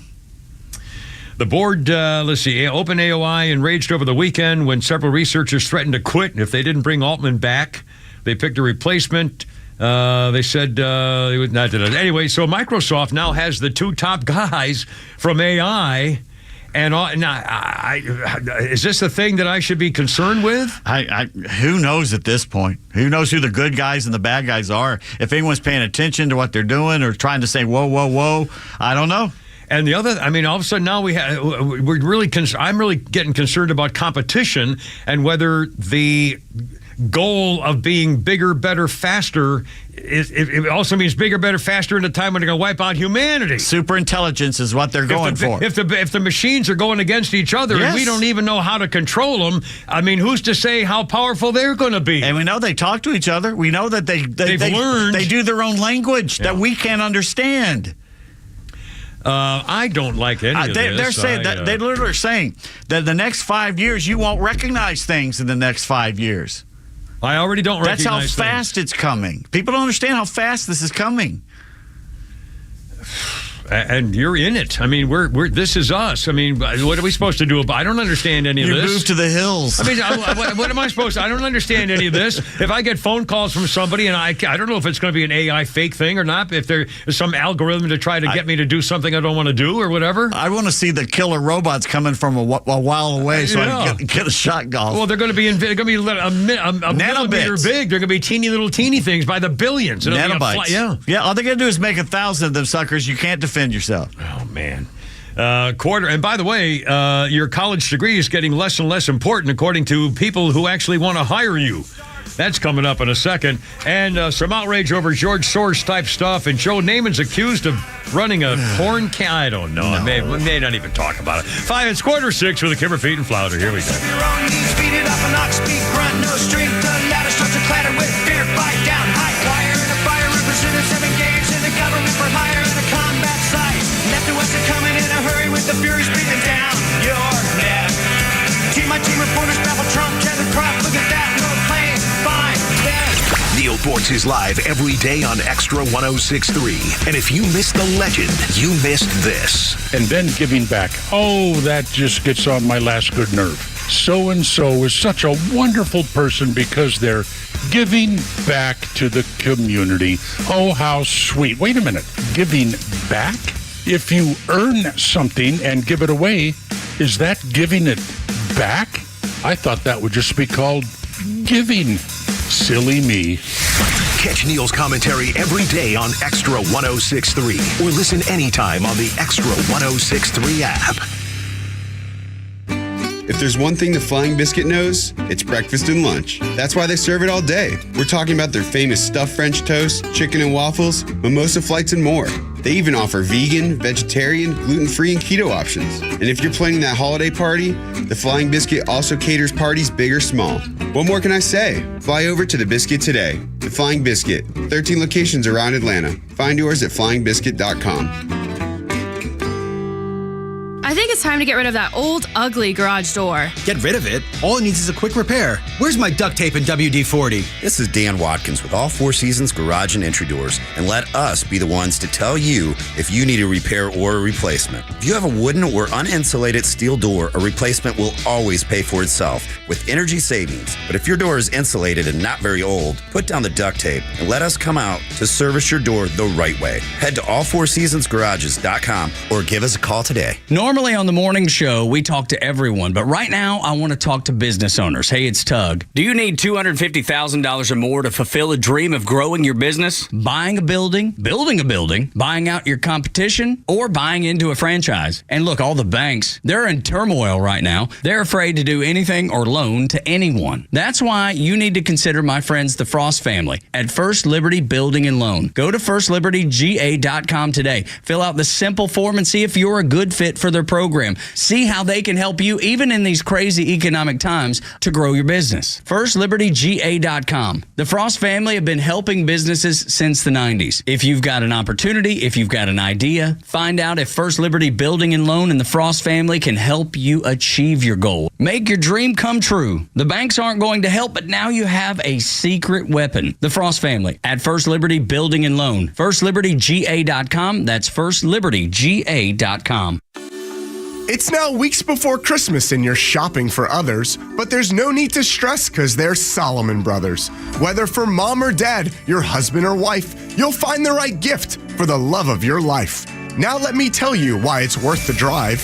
We have 1 carat total weight diamond set earrings for just $9.95. Necklaces, rings, watches, and more, all waiting for you. Just visit a store. And what else will you see when you do arrive? A 3 carat tennis bracelet for $29.95. There's no gift like jewelry at just the right price. So shop Solomon Brothers and you'll find something nice. But time's running out, so come see us today and celebrate this season the Solomon way. This holiday season, find the perfect gift for that special someone on your list at Solomon Brothers. So visit us today on Peachtree Road in Buckhead and on Old Milton Parkway in Alpharetta. You can also shop online at SolomonBrothers.com or on Instagram at Solomon Brothers. Millions of guys suffer from erectile dysfunction. That's 1 in 4 men. And I can tell you, I'm one of them. If you or someone you know suffer from ED, Peyronie's disease, or PE, here's 38-year emergency room doctor and founder of Total Body Therapy of Georgia, Dr. Eric Deal. Patients who enter my office are often frustrated, hopeless, depressed, and embarrassed. I understand the problem, and I'm going to help you fix it. There are lots of competitors that don't have the credentials that I have. When you go to other clinics, you're not going to see a board-certified physician with the experience that I have. When you come to our clinic, you're going to see me. There's just not one therapy that can solve these complex issues. I'll do a complete history and physical prior to any treatment that we use. Take it from me, Dr. Deal. When it's not hard, it's really hard. Call Dr. Deal for your free one-on-one evaluation and resolve your ED, Peyronie's, or PE issues. Total Body Therapy of Georgia, 404-777-1911, 404-777-1911, online at stopmyed.com. The biggest election coverage in the South from Atlanta's only true conservative voice. As the election draws closer and things get heated, Extra 106.3 will bring you the voices you know and trust to sort through the muck. Where was the free speech rights when the conservatives were trying to talk? Where was the free speech when somebody put the word Trump on the sidewalk? Right. And stream our coverage all day from anywhere on the Extra 106.3 app. I've done it. I mean, you know, with little kids, 1, 2, 3 o'clock, 4 o'clock. Very 5, funny. 5, 6, 7 o'clock. That's 8, not what I meant. 9, 10, 11 o'clock. It's out of context. Pretty plain. Clear as day. Damn minute. Why would you say that? Well, I mean, we were talking about President showers with daughter, who was teasing a little 6-year-old girl, and he said, "Ooh, how old are you? 17?" Kind of stuff. And I, when I first met the little girl Livia, who rides Oh So Fabuloso, the little pony, up at the stable where I go on the weekends to take pictures of other people's horses, and she was 8. When she was galloping and jumping this little pony, and I went up to her, I said, and we introduced me to her, so I said, how are you, like 14 or something? It was a little joke thing. She giggles, I know, I'm only 8, because she was, and I said, oh, I bet you've been riding your whole life. She's 8, so what do you mean your whole life? It's just fun. It's just cutesy stuff that an uncle would do when he's getting the family together. However, I'm not president of the United States, and I'm not known for being mentally deficient and hitting on girls and sniffing their hair or somebody else's wife. Like that Defense Department chief guy. Carter, was it? What's his name? To the phones. It's Julie. Julie, you're on the radio. How's it going? Welcome, baby. What's up? Hi, guys. Happy Thanksgiving. And to you, I hope you have a great week and a great day on Thanksgiving itself, too. Thank you. You too. Do you guys remember the song In the Year 2525? Oh, yeah. Her Halen and the somebody or whatever. I forgot the guy's name. Not Halen, something. Oh, in the year 2510. Yeah, I remember that one. Yes. Yeah, it was real creepy. I think we're like there almost. It's the creepiest song in the whole world. And well, are you worried about this AI stuff and artificial intelligence and everything? I am, and I'm old. I can't figure my phone out half the time. Well, you're not alone there, Julie. I can tell you that right now. Zager and Evans. I know. Yeah, Zager Hager. Yeah. Oh, you're good. Okay, that is just a creepy all right, song. Sweetie. Don't ever play that song. No, it's a.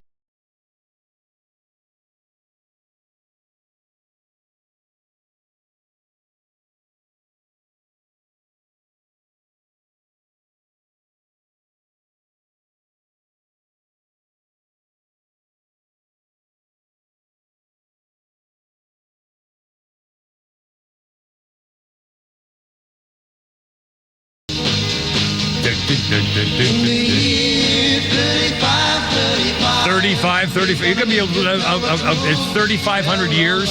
Are we gonna be Are we gonna be alive in 1,500 years? Okay, get this. Song was recorded in one take in 1968 at a studio in a cow pasture in Odessa, Texas. Oh my God! Which is as desolate as it gets. Odessa, Texas. There's nothing else around there. Holy cow! That's an amazing story. Did I even mention the thing of coming back with music or not? I don't even remember what we were doing. No, you didn't. Here. Was it we were playing Bill Haley, Rock Around the Clock? No, we were not. What were we playing? Strawberry Alarm Clock? Yes. No. 1, 2, 3 o'clock. Did we? Oh, here's Bill Haley. No, I don't. We're playing Bill Haley. Here's Bill Haley. And it was on this day in 1955. Days are rockin'. Yeah, the song that changed pop music history. Rock Around the Clock, Bill Haley and the Comets. Good song. #1 also in Britain. It was used under the opening credits of the film Blackboard Jungle.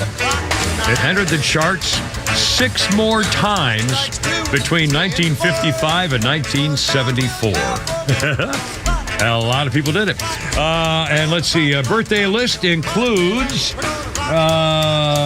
Bo Derek. Oh, my God. Oh, no, this can't be right. She was in 10. Remember the movie 10? Her with those little cornrows. I never thought she was. Bolero, Tarzan the Ape Man. It says here Bo Derek is 67.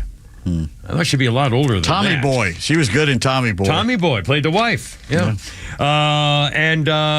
Oopsie daisy. Now, how come I lost my phone thing? And birthdays also include President Hair Sniffer, 81 years old today. In fact, he's so old that he knew Mr. Clean before he had an afro. Ladies and gentlemen, it's a tremendous story. He's so old he drove a chariot to high school, my friends. It was tremendous. He was so old that when he had to call the cops when David and Goliath started fighting, he called the police department on him. He was so old he skipped school with Jesus. I'm telling you, ladies and gentlemen, the man is old. Jesus. He was so old. He sat behind George Washington in first grade, my friends. It was a tremendous story of the man so old. Hey, ho, hi. Oh, my God. Somebody stop me. A couple of quick things. He planted the cherry tree that Washington chopped down. He was in history class before there was history, ladies and gentlemen. By the way, I mentioned this thing about colleges. Real quick, running out of time. There was a survey of 70,000 small businesses, recently, like 2 weeks ago. They asked these 70,000 small businesses about the return on investment of higher education. And 70% said strongly no when asked if they believed colleges and universities were graduating students with relevant skills for today's business community. No, 70%. Colleges used to be a place you get a degree, would only enhance your effective human being. Already, we're seeing colleges now attach degrees to people who literally can't come out and do anything of life skills. The talent shortage would get worse because high schools and colleges produce no talent. 10% said a college degree would make a potential job seeker more hireable. 10%. 41% says makes no difference if you have a college degree. I saw a sign today at Chick-fil-A. They'll pay for your college if you work there. There you go.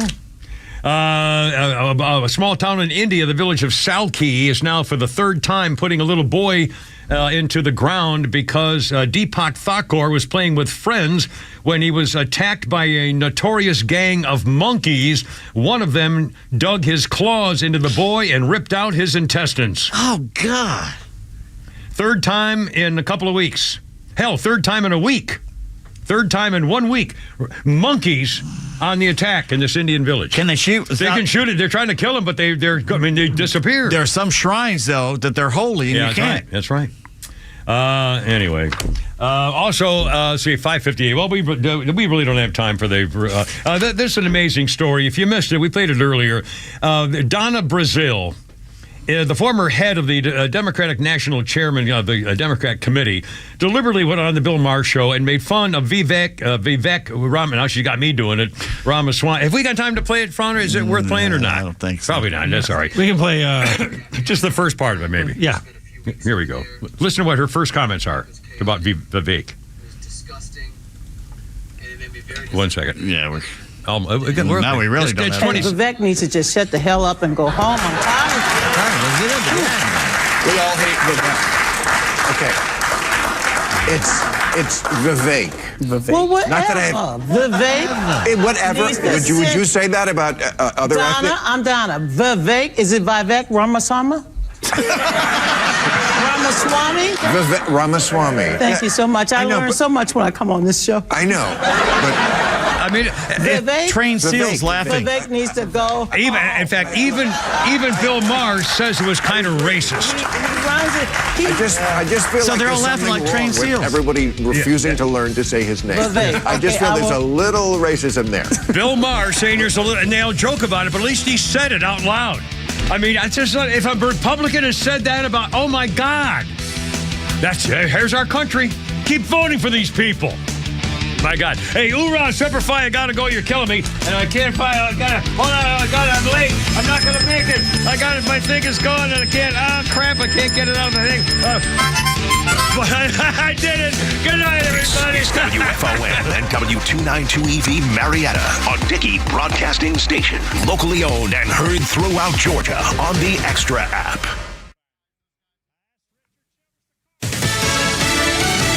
Almost, but not quite yet. Fox News, I'm Kevin Uretsky. That's the word from the White House concerning a potential deal for the release of hostages being held by Hamas in Gaza. While noting the delicate nature of negotiations, White House National Security Council spokesman John Kirby says the administration believes all sides are getting closer to a deal to release hostages. We're closer now than we've been before. That's a good thing. But we don't want to do or say anything publicly that's going to jeopardize what we hope will be a positive